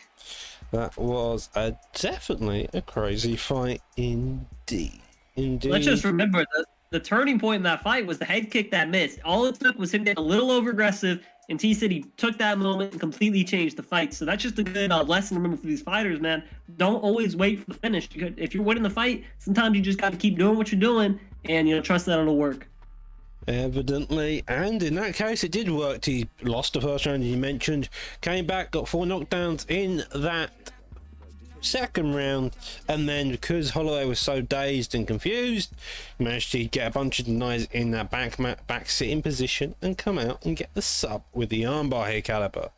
But now we're back on the Xbox division still. No, we're back over to the Xbox division, sorry, and we are going to be looking at LW KB King versus SMB Capelot. Not Capellotti, who's part of your camp, but Capelot, who's part of SMB. This will be in the welterweight division. All fighters are allowed since they're on the main card, and these two are good to go. Yeah, and Capelot's a strong wrestler, and KB King, that's kind of his weakness. So he does have Gilbert Burns here, who has a great bottom game, so he should be able to get up. But we'll just see if Capelot's able to implement his game plan with Usman, or if he wants to keep it standing. No, he's not terrible on the feet. He can definitely get it done there. So we'll have to see how this one goes. Personally, I don't like the Burns in this matchup. Usman keeps his power and just has better chin and cardio. I would love to see maybe like a Hamzat or even a GSP pick here, Doc. Maybe indeed. I've just noticed that I think we do have a slight issue of we do have the Xbox overlay graphic on, which is interesting. So I think I think in his corner tonight is Tadpole, which is an interesting thing to note. But so far, Usman's looking overall like the better fighter stat-wise. He's just better overall. However, Burns is a very effective pick if you can get the takedown early on or do the damage early on. The main issue with Usman is that Force of Nature perk here, Cal, which just means his chin or his body health should get stronger if he gains ahead in his health stats. Like I said, he's worried about the takedown. So when you're worried about takedown, you go a guy who has great jiu-jitsu. That's the difference between, picking a GSP or a Hamzat, is that Gilbert Burns, I think, has like 97 bottom control. And, it's going to help you for getting up against a stronger grappler. Right now, it's not worried about the grappling. Yeah. She's worried about the punches getting thrown at him right now. Capelot is just landing at will here. Burns walks in, and Capelot lands, and then Burns backs up, Doc. Oh, and we've got Samurai Robin possibly giving the corner as well. Both of the EK members giving the SMB some help here. However, it should be stated, both of these are playing at an absolutely insane pace so far. Definitely in the favour of Usman. He's on the back foot non-stop. Burns is putting the pressure on, but Burns is getting clipped with every shot on which way he can do, having knees to the body over the top. A lovely job, though, there, as I say. That KB King coming out and throwing a hell of a combo there. I disagree on the pace comment. I think these dudes are fighting at a different pace, but right now Capelot is just welcoming the exchange right now, and when he does do that, he's landing. You've noticed he's backing up? There's that slip off to the side and hook, but he hasn't let his feet cross that inner black line, and it's really doing well for him right now here, Satch. Yeah, well, normally when you use the Usman, the game plan is the jab. Right now, the story of the fight is that left hook. It is constantly landing over and over again, just beating up the right side of Gilbert Burns' face. So if he can keep landing that left hook, this fight's going to end pretty soon. I would look at the health stats of Gilbert Burns, but I can't. I wouldn't look at their stats, but by the looks of it, they look fairly low, but I can't tell since the constant black bar over it. But sometimes the way it goes with a minute left on the clock, and it's looking like KB King's really got to dig deep to find a way to come back here tonight. I love the use of Capalot, the way he's using his tools. When Burns starts floating towards his left, towards that power side, he's throwing the calf kick. And when he floats towards his right, he's landing that left hook at will, Satch. Yeah, that's what I was going to say. Every time he gets rocked, what I'm seeing from KB Kings, he's throwing an elbow, and that's just not working for him. He's got to get a better game plan, put some strikes together. But, right now he's just getting picked apart. Yeah, picked apart. That was the perfect way to describe it. Sorry, Doc. So far, that looks like Capalot's round 14 to 30 limit strikes in the favour of Usman. KB King standing their throne, trading, but overall not really having a lot to offer here tonight, it seems.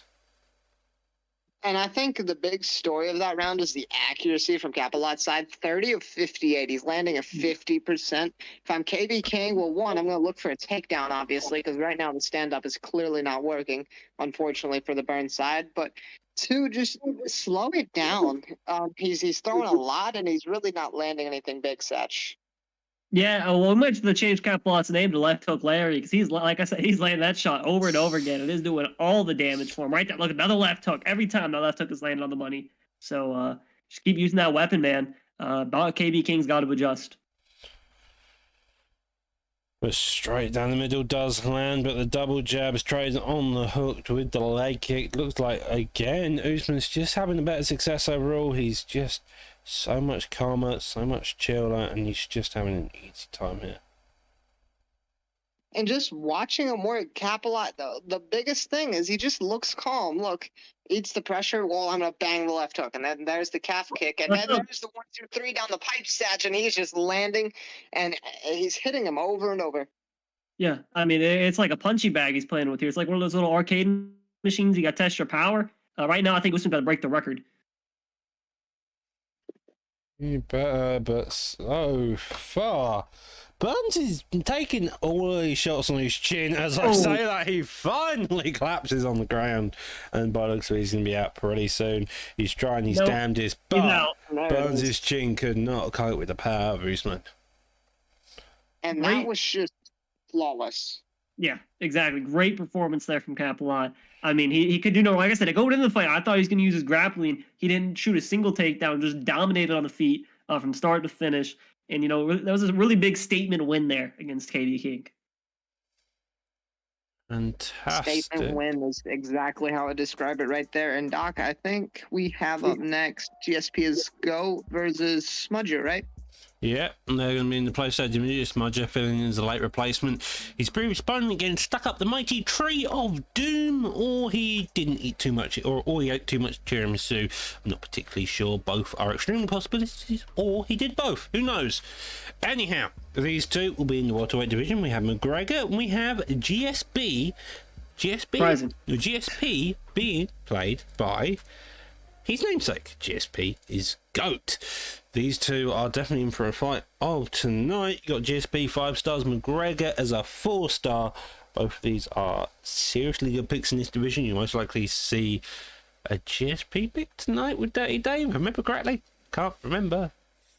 Yeah, I believe yes. I'm glad someone does remember. Anyhow, let's get straight into this fight of the night, Caliber. Conor versus GSP, it's, yes, the groundwork is obviously inherent, but Conor can do well versus basically anyone in this welterweight division right here. He's very fast, very explosive, just like he is at welterweight, at lightweight and now featherweight, Satch. So I'm very interested to see how he employs that power. Yeah, and GSP, if he has one fault, it's probably that chin. I think it's only at 92. He's been knocked out once in his career, so not the best chin in the world, and Conor might be able to take advantage of that. It's definitely an interesting pick, though. Normally, I do like the pick. Normally you see a guy like Leon Edwards or maybe even Colby Covington, Usman, but Conor is definitely an out there pick, so he must have a lot of game planning and you're just comfortable with this player, this pick. And right now, Connor is doing a great job of working that body. There's that rear side kick signature GSP. Steps off, lands the left hook right there. And Connor is doing very well here. He's doing a fantastic job, having a lot of success. Straight down the middle again. And there we go. You do that side kick shit too much, I'm going to sidestep you and make you pay for it. So he's got to mix it up a little bit, throwing some regular, roundhouse kicks. You can't just spam that move. Any of these top players are going to sidestep you and make you pay. Well, we're all good. Battle gloves, simulates control of Mayor just died casually for a second. McGregor back into the action. Smudger putting on the pace, being a former PS champion, knows all about this, digging down to the body included. He's calm, he's collected. GSP's got a fight to get ahead of him, but so far Smudger is having a very easy and chill time putting on this pressure here, Caliber. Chill is the perfect word right now. I'm seeing GSP. He's just kind of froze there in front of him. Any time gets near the cage, he's a bit not panicked, but he's not doing much. And Connor's just landing for free right here, Satch. Yeah, I mean, Connor's doing an excellent job picking him apart in the feet. And it's about this time you expect GSP to shoot a takedown, but I think the activity of the hands is kind of making it hard to shoot a takedown.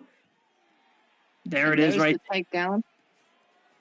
Nearly gassed himself out, but he manages to keep it on the feet. A minute 15 on the clock. McGregor's keeping this pressure on, digging down to the body. Does get clipped there. The lead hook comes out. The rear hook also comes out there. Tip to the body included. And both of these guys are just content with throwing in the pocket. GSP nearly getting clipped by a spinning head kick there as well. Ducks underneath, and it's looking like Smudger is trying to find a single opening to really expose GSP's chin.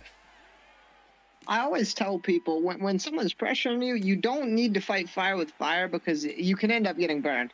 And right now, GSP, he's not pressuring back, but he also isn't giving Connor much to look at. So anything he lands, Smudger just kind of goes, and just keeps throwing right here. Yeah, sometimes the best defense is an offense, and that seems to be GSP's problem. He's got an offense, but it isn't really opting as a very good defense, because the best offense is the defense. The best defense is the best defense is an offense, but if your offense isn't much such, you're not going to have very good defense here. Finally got that out. So yeah, I mean, being a punchy bag is normally not recommended when you're trying to win a fight in MMA. I mean, depends. Are you KM Caliber? I'm sorry, Cal. Former champion at KM Caliber. Not former PS, not former PT champion. Yeah, he's still got that to earn. However, GSP's looking like the PS title is one more step away. Smudger, a former champion, has already tasted gold, looking to taste gold again, digging down to that body already, looking for the kill. Uppercut only just missed that touched his beard. I mean, he might have a few whiskers there. It hit it. I mean, that was, oh my God. Oh, Jesus. Good night. Goes to top man for not just going down a couple of straights, hooks there, the straights there, and the hook lands, putting, who do we have? GSP out. I was going to say KM Caliber out for a second. That was, I will always tell people, the best strikers in this game work the best when their opponent is on the cage and stuck. And that's what Smudger did. He stuck him on the cage and landed at will. A beautiful performance. It was a fantastic performance. And that's been the story of today. We've seen a bunch of, good first rounds, and then a guy takes the lead there in round number 2. And up next we have Zach versus Grains, which I've heard they've been talking a little bit, so a little bit of a grudge match coming up. Yeah, it's a nice camp war here. B3 and Vex, they're about in the same state when it comes they're kind of newish camps. They both got some talent, but no one's really made it big yet. So this could be a rivalry to come with B3 versus Vex. So we'll see how it kicks off. B3 hasn't made it big yet.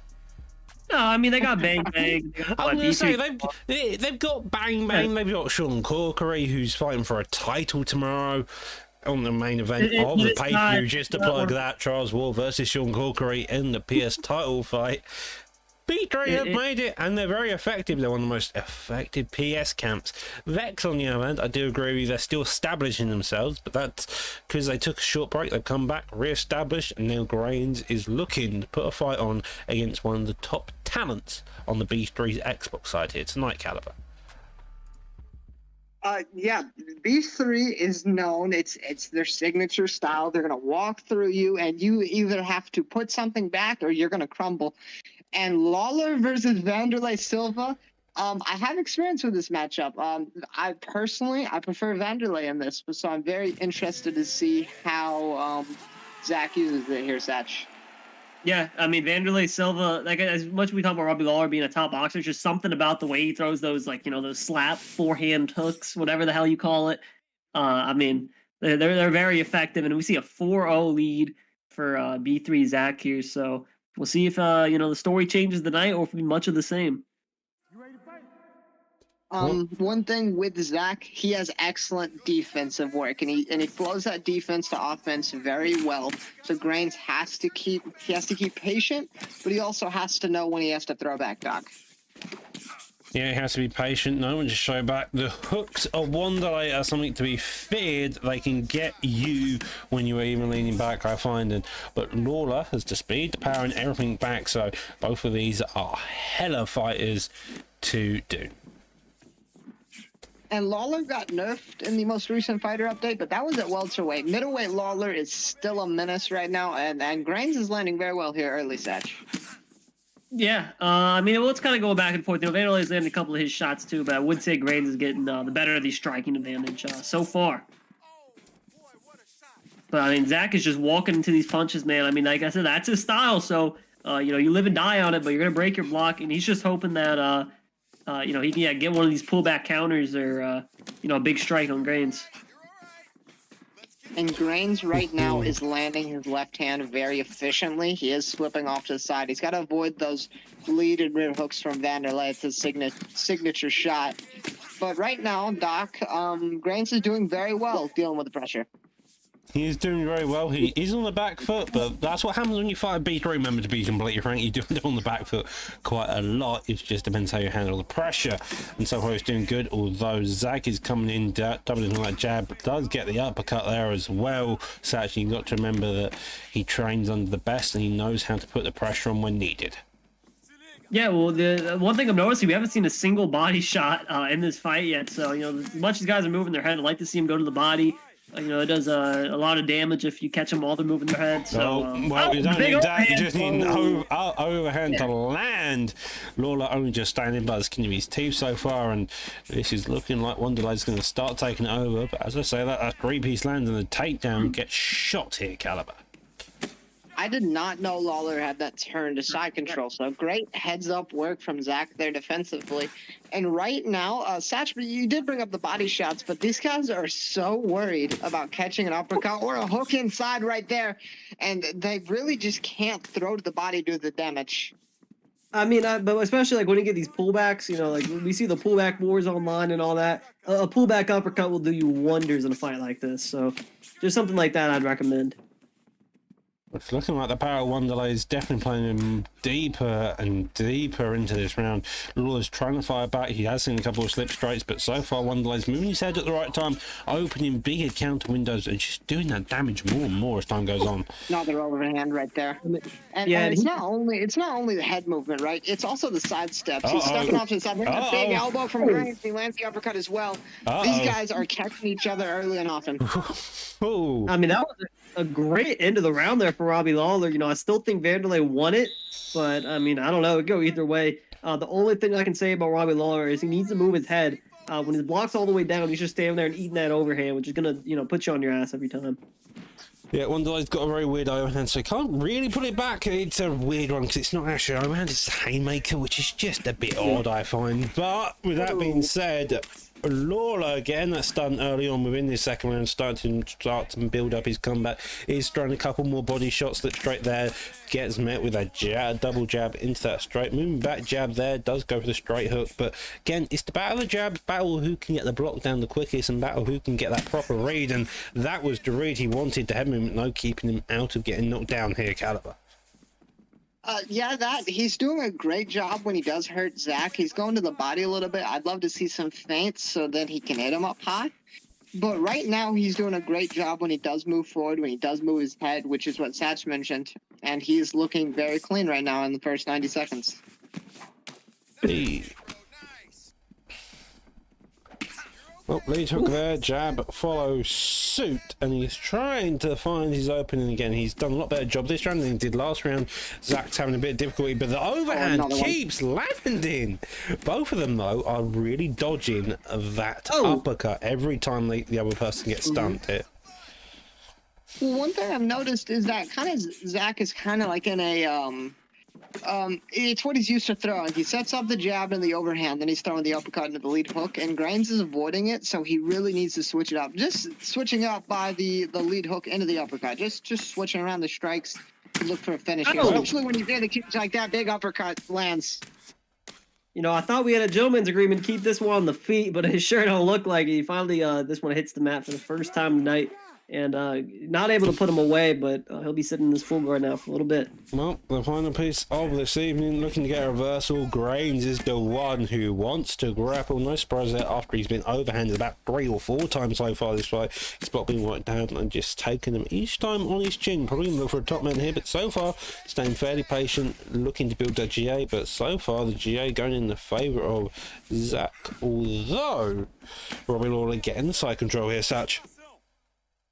Yeah, and you know, I think when it comes to the highest levels, I think the overhand is underrated. You don't really see a lot of the top guys using it, but you know, when you're throwing as many uppercuts as these guys are, they don't want to duck, and you know, make the overhand a very nasty weapon. Beautiful clinch work here from Vanderlei, and he gets him off the cage. Doc, one thing I've noticed, Vanderlei might have sneaked this round out, but I was about to say the head health is very concerning from both sides. I mean, they have only thrown to the body, head to head, not in the body. They haven't thrown anything to the body, basically. The head has been the main target here, and that's what they've done. They've just blitzed the head. I've never seen a more head-hunting match, apart from maybe Bang Bang. But when round is a close round, both of them competitive. It looked like Lawler wanted to explore the grappling a bit more, maybe see a takedown coming into this third and final round. But in terms of head health, if this goes to decision, I will be very surprised here, Satchmo. I mean, I don't know. Honestly, like I said, I think Vanderlei is winning the fight, but if the judges came out and said Robbie Lawler, I would not be surprised. But, I mean, with the way the head health is looking, I doubt we make it to the end of this round. Right now, I would love to see Grains shoot that overhand out. Zach's not ducking very much. He is flipping off to the side and pulling back. There's that lead hook landing, Doc, right? And another lead hook. That is what you want, that lead hook finally coming out to fruition. He probably needs to run it a bit more. Jab straight down the middle. Zach may have got a read on it so far, but who's particularly sure when he's lent into it twice? He's been doing it for the last 2 rounds. Maybe Grains has finally read up on it. Did sidestep the straight, though, and that's going to point out some defense. The uppercut getting slipped again. Both of these guys just need to stop trying to uppercut when your opponent is stunned here. It's Jesus. You notice the one time he went to the body, Vanderlei dropped his hands and landed with a big hook, but now Robbie's on the ground with a big elbow from Vanderlei. This might be it. Oh, no. Instead, his back gets taken. So this is a big crossroads in the fight right now. If Grains thinks it's 1-1, he did get the drop already. So maybe I stand corrected. I thought he'd stay on the ground right there. He's looking to get up and go for a finish. He's going to go for a knockdown instead, and that's what he does. Now jump on his opponent, trying a couple of hooks there. It's looking like he's trying to get the finish straight there, and the straight lands, finishing the fight of a 3-round war here, Satch. Yeah, and I mean, they're going to, if you look at the stat sheet, it's going to say that Zach lost. I didn't see a loser in that fight. Fantastic fight from both opponents. That's exactly what you want to see, man. You know, some people, they just want to go out there and secure a win. Some others, they want to put on a show for the fans, and that's exactly what they did. So congratulations to both of these guys. I hope they walk home with $50K, you know, if Primetime's offering that. Because, I mean, they deserved it tonight. And, well, Beautiful work from Zach there, and I think we move into our co-main, right? we are indeed moving into our co-main of this evening. We will be having Reapsy versus Moolah. Both these guys are heavily touted. Reapsy 7-2, ranked number 3. Moolah's looking to really state his claim to the rankings. So if he gets this win, he has pulled off a massive victory and really earned a place in those rankings. So this will be in the lightweight division. These two are probably going to be going at it completely. By the looks of it, we're going to be having a McGregor versus Poirier. Moolah is Poirier, McGregor is Reapsy. Both of these guys should be having one hell of a fight.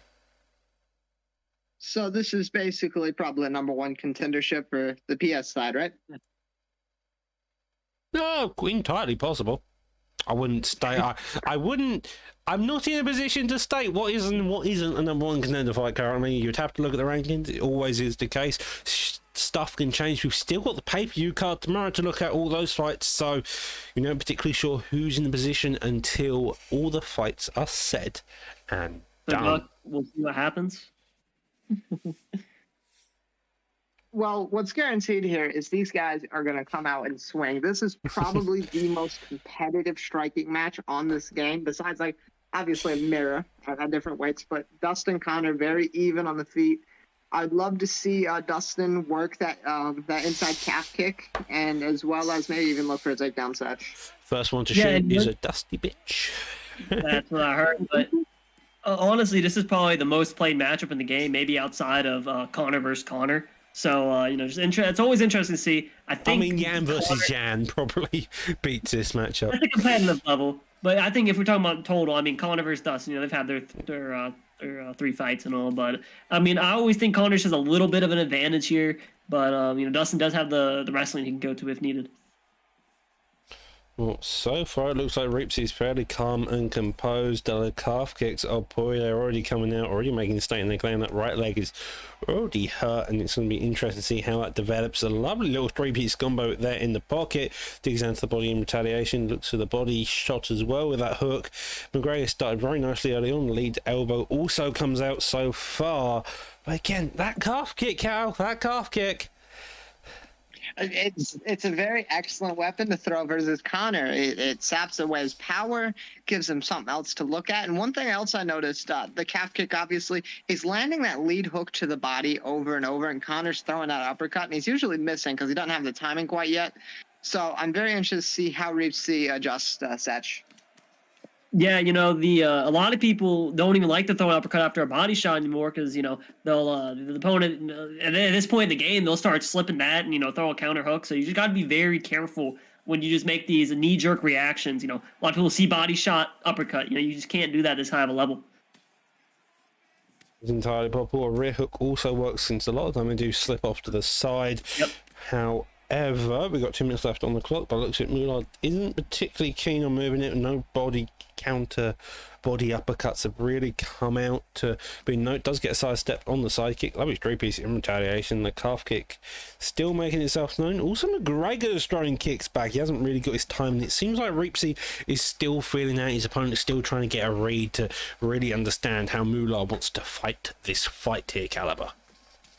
Well, right now it looks like Moolah came in and he was already dialed in. He already found his range early, landing an outside calf kick, landing that push kick now. And right now, if I'm Reapsy, I gotta back up a little bit. I gotta assess what's he hitting me with. And try to figure out a counter for that. I would love to see more kicks from him personally. Yeah, I know. I was just thinking the same thing, man. Let me see Karate Connor. I want to see those spinning heel kicks. Because you never know one of those lands, and it is a momentum changer for sure. Head kick follows suit, a body teep there also follows suit. 30 seconds left on the clock. Both of these guys are really trying to understand each other's game. A head kick, though, out of nowhere. That's a fantastic look for Reapsy. Just adds more to his arsenal, makes Moolah more aware. He does also get the way out. He does also get his way out of that calf kick, so maybe expect to see that come into this future round. A takedown is also shot here, but evidently end of the round. Cal, you imagine that's just to keep things clear, make sure nothing mental happens, as sometimes usually does towards the end of the rounds. Yeah, well, you saw Connor. set that head kick up with the fake calf kick. And I mean, that's just a very common setup, but it worked perfectly there. You know, they've been exchanging a little bit of leg kicks. And, you know, I think Dustin won that round, though. I think Reepsy's biggest adjustment right here is staying in kicking range, but outside of that calf kick. It's got a little bit of a shorter range in a low kick, and if he can get in that range and then blast that left hand behind it. But right now, Moolah is doing a great job. Pretty Aldo-esque. That's the comparison that comes to mind. Landing the shots up top and then ripping that low kick. Mm-hmm. Very excellent work so far here, Doc. Yeah, he really is a beautiful job he's currently doing, and really he's the higher ranked guy. You expect him to be better, but sometimes it just isn't your night. It does seem like it's an uphill battle. It isn't as big as uphills as we'd normally see him, but it's just very minute differences in their play style, which is really allowing Moolah to really shine in this fight here, Satch. Yeah, I mean, exactly. I mean, and like I said, it's not like Ripsy's making these big mistakes. It's just that every time there's an inaccuracy, Mullen is capitalizing on that. And here is the takedown, and this is massive for Moolah. Not only is Ripsy, he's going to have to recalculate his strikes on the feet, he's also got to figure out how to get to his feet, Doc. It did indeed, and that's a growing issue. However, he could get a side sprawl into the get up, but I feel like it's just a bit too steep an angle here. I could be wrong. I thought I was. However, he still gets it. Poirier pulling guard. McGregor gets denied. He taunts there, gets his leg caught, and he goes for a knee as his opponent tries to shoot for a takedown there, and now we are back onto the feet, having a fun time. Does get slipped straight in, misses just straight there, Satch. You've got to imagine that McGregor really wants to put this pressure on all of a sudden. Yeah, he's doing a good job here, but I don't know if you noticed, whenever Dustin pulled guard there, as soon as he got up, he did the little get up taunt. That was pretty funny. Reepsy is doing very well with the pressure, but I think that Dustin, that left hand and the right hook to the body or the calf kick, it's kind of discouraging him a little bit. I'd love to see him throw a little caution to the wind, maybe with about 30 seconds left, and just kind of go for it and try to steal the round here, Doc. It's a very technical battle. Like you mentioned, like just about 3 of Moolah's key techniques: the calf kick, the lead hook, and that lead body hook. And all of them have just done so much to kind of push Reepsy away. Like Reepsy, every time he puts his pressure on, he has success. You're seeing it here again. But Moolah's keeping that range, and it's not by doing large shots, it's not by doing little, it's small, subtle shots, which makes you very much aware of your opponents and is leading to stuff like that. It's Satch. Yeah, he hit him with that Brian Urlacher tackle right there. Beautiful takedown. That's going to secure the round. You know, I was just thinking that Ripsy was building some momentum, maybe won the round, but now he's going to be down 2-0, and he's going to have to get the finish in the third. And Moolah is doing, it's the perfect style. He's a little bit too active. You can see the stamina is close. If you're Dustin, you really want that stamina advantage. But that was for sure Moolah's round. It was for sure his the first round as well. So Reepsy needs a finish, and Moolah knows that. I'd look for a takedown here late. Another straight there. Head kick also follows suit, digs down to the body in the uppercut final land, but it's against the block, and that's only so little it does. Another calf kick comes out. It hasn't done much damage in the left leg of Poirier's. Is looking fairly damaged, but again, it's the third round. Doesn't really matter much here, Caliber. It doesn't, but these guys are throwing. This reminds me of the 5th round versus Fazeev and RDA. It just feels like someone's going to get caught here, Satch. Yeah, you can definitely tell that Connor's just throwing caution to the wind at this point. And he's looking for the finish, which is what you got to do if you're, down 2 rounds and nothing. And he's, honestly, I can't say he's doing bad. You know, all these shots could potentially be a stun. I am loving. I mean, it's a little late, but I'm loving the kicks he's starting to throw here, Doc. Yeah, they're a little late, but more the merrier, I say. Make sure you're not ill-timing them and you're looking for an easy fight, it may seem. Trading in the pocket with such low head health, it seems like Impoyer just understands the boxing fruition a bit better. Spinning heel kick to the head, a lovely body feint there, does still get blocked, and uppercut follows suit. The stun of Poirier gets a knockdown. McGregor put on his back, and now he's looking to get a finish, and he does so. Nice. Herb Dean saves Conor McGregor, but I think he was a little too late there. I'm just lifeless on the floor. I do agree indeed. Those two put on one hell of a performance. Moolah made very slight adjustments, and those adjustments through that course of that fight just put McGregor in such a difficult position there, Caliber. And Moolah did all the little things right. Kept it technical, didn't let a brawl ensue, landed his weapons the weapons that sapped away Connor's stamina, sapped away his power, and got it done there, Doc. Yep, and that was a fantastic fight overall. But now, Satch, that brings us into our main event of this evening. You know, the fight everyone has been waiting for. Dirty Dave versus Jakey. And I mean, what else can you say, man? Dirty Dave, obviously the wrestler. Jakey's the striker. Fighting from the same camp, man. You know, this has a lot of... It feels like, you know, maybe one of those Kobe Covington versus Jorge Masvidal moments, you know, former campmates, I mean, even current campmates, but they both have the same goal, which is being champion, and only one's going to walk away with the belt tonight. One of them is only walked away to the belt tonight. Teammates, friends, brothers in arms, but when it comes down to the championship, who knows where that stands? This is the main event of Primetime Fight Night 49. BFAP Dirty Dave taking on the current champion, BFAP Jakey. It'll be in the welterweight division. Dave will be George St. Pierre, and Jakey B has Kamaru Usman. Right off the gate, I think the biggest weapon that Dave holds in this matchup, obviously the wrestling, I think he'll have a bit of a wrestling advantage, but the footwork stat of GSP is what keeps him ahead of Usman. Now, yes, that will go away in the later rounds. So early in the fight, Satch, I think Dave's got to get that takedown. Yep. And ladies and gentlemen, here we go. Dirty Dave in the blue trunks, Jakey in the black trunks. Show of respect here from the campmates, and they're ready to get it on. With the crowd chanting GSP. GSP holding the center of the octagon. Dave looking already, but Jakey B's coming out, playing content. A body strike there, hook there, follows suit. Both of these guys are wanting to take that gold and keep it. Now, calf kick coming out, does get defended. Lead hooks over the top here as well, Satch. Yeah, there was no betting this week, but if I had to guess, I'd assume that Dirty Dave is the favorite in this fight, despite him not being the champion. So, you know, he has a lot of respect in this community. And, you know, when he's taking on a young guy like Jakey, maybe he'll just father him into this game and get the win. Entirely possible. One thing I've noticed... sorry, Doc, but one thing I'm noticing, Jakey is pumping that jab very effectively. He tries to take Dave down himself, and that is a hard task to do, Doc. Well, one of the interesting things that you always notice when it comes to primetime gold especially, is that when the champion wins, they gain this extra bit of confidence, and it makes them incredibly hard to kill. Like, yep, and sometimes the best thing with when dealing with a wrestler is to take him down, you know, get him outside of his comfort zone. Dave's not normally on the bottom. So, I mean, like I said, taking him down here, if he was able to secure that, maybe, you know, it's just setting a statement like, hey, I can wrestle too. Yeah, but instead, though, Dave defends the takedown. Jakey B trying his damnedest here. Also, Dave ducking down, looking to get a ring. Does get clipped after the side kick. Lovely read by Jakey.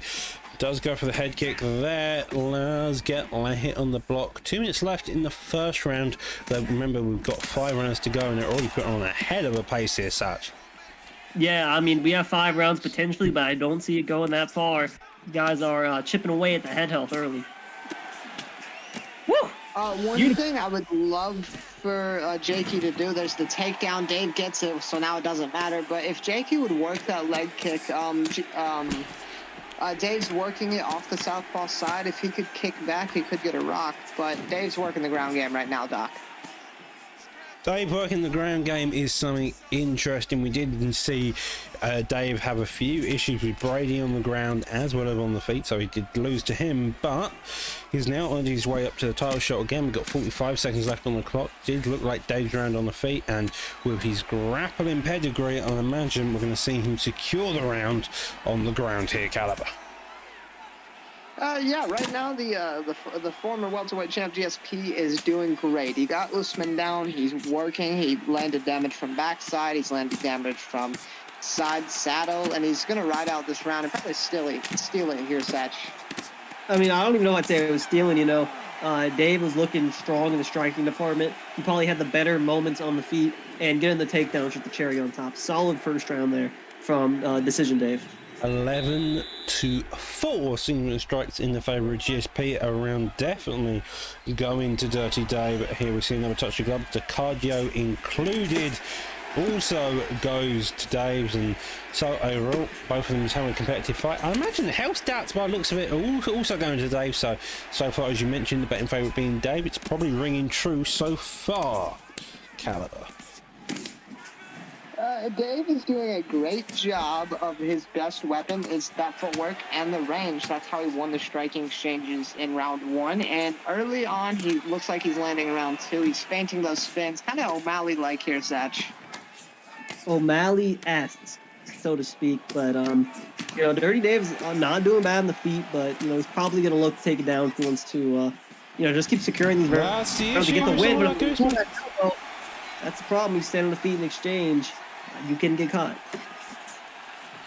Yep, the grappling allows for one or two play styles. Either you get the offensive grappling or you're taking the defense. Both of them are well and truly versed in takedown attempts. Does get a fan that leg kick going up top straight afterwards. An uppercut lead hook also follows suit, but so far Jakey looking the better on the feet. Dave hoping just to survive there. Head kick also lands, and now we're back to engaging here. And you know, when you're such a dominant wrestler like Dave is, sometimes you got to put the ego aside and hold him there. You know, you're going to catch flack from guys like me in the media, but you know, you do what you got to do to win at the end of the day. Right now, he's on bottom, and Jakey finally gets his first takedown of the fight. Well, Jakey is now in back mount. Dirty Dave did say earlier that if he gets back flatted RNC, he'll pay someone $20. So you got to imagine if you're Dave, you're a bit concerned about that. But as you've seen, that's how it deals with the possibility of getting black flat. Just get rolls into back sitting here. Guess it's denied on the top mount as well, Caliber. Right now, what I've noticed from both of these fighters is that they get the big shot, they secure momentum, they look for the takedown. That's why Jakey's stamina's a bit behind here, because Dave was denying them. I would like to see Jakey not chase the finish, but instead of looking for that takedown, pile on a little bit more pressure, because right now that stamina's not looking good, Doc. If he is doing it, but so far seems like both of these are still mainly a very competitive pace. It does look like Usman's cardio overall is going to have bigger issues. As I say that, we're going to sprawl, and now Dave gets to work that body, doing even more damage. However, Usman does manage to get up here, Satch. Yeah, and you know, like I said, Dirty Dave looked like he was winning the striking early. If I'm with him, round 3, we're taking him down, and we're doing some good damage. Just wither away that chin to make the striking easier for yourself. And he's got, yeah, he's thrown that wheel kick I think 2 or 3 times now, and it's been kind of naked, very slow. And I mean, if Jakey dodges that, it's game over. Yeah, well, sometimes a random heel kick can sometimes be your savior. Just randomly clipping your opponent, it's always a good chance. But instead, we now enter into the 3rd round of the fight. Up next will be the championship round, which will really showcase your fighter's ability to stay in a fight here, Caliber.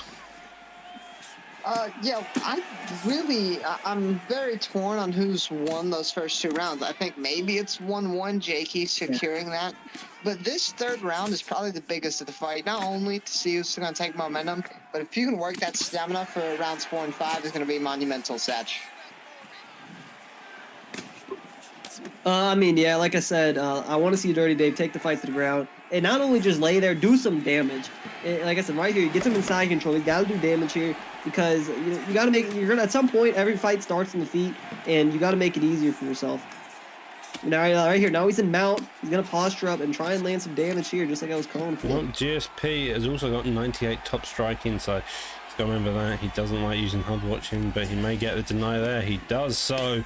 And now he's looking to build that GA habit fully in his favour. Paul getting top mount, going downwards, striking there, making Jakey really pay for the damage he's doing. And this is looking more and more sketchy as time goes on.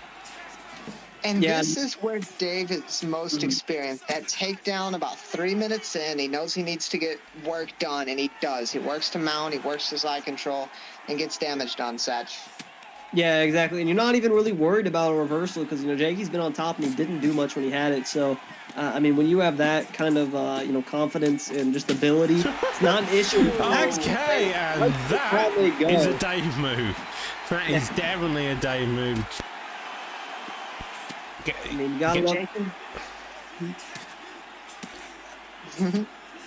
All right, I mean, you just gotta love UFC 4 there. Landing the axe kick the mere inches from your opponent. Mere inches from your opponent as he's about to clip you with a hook. Yeah. Ends up shooting a spear takedown, and now this is where we end up seeing does break away from the clinch using the hook.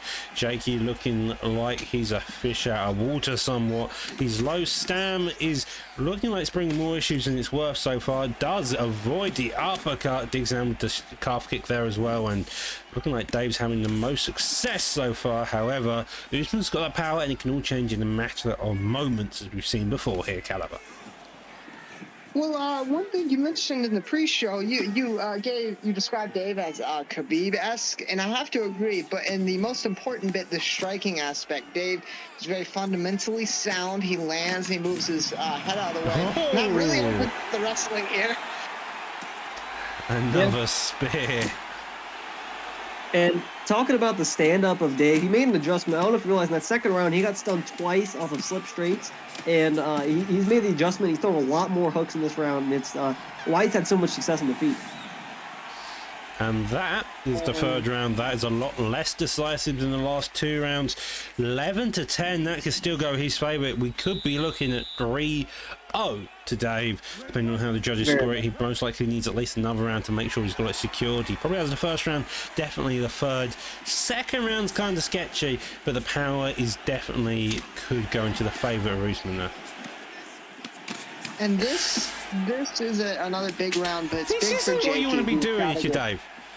Getting caught by I think overhands and such. Well, Jakey's gotta be a little more unpredictable. I mean, maybe throw his own axe kick. Usman does have one. I There's mean, the that double works. bail into the slam, and right now he's doing very well, Satch. Yeah, and you know, like, I don't hate this idea. Like I said earlier in the fight, I said, you know, the best way to defeat a wrestler is to take him down. But he's been reversed almost every time he's taken him down, and he hasn't really gotten enough damage to make it worth it. So I'm saying, taking down a wrestler, that sounds like a wrestler's delight, depending on the caliber of wrestler. If you're a better wrestler, then yeah, it sounds like a horror show. But if you'd like someone like Dave, who's one of the best wrestlers about the place within Primetime itself, you're going to have a very difficult time out wrestling him. yeah, but a lot of these guys are a lot better on top than they are on the bottom.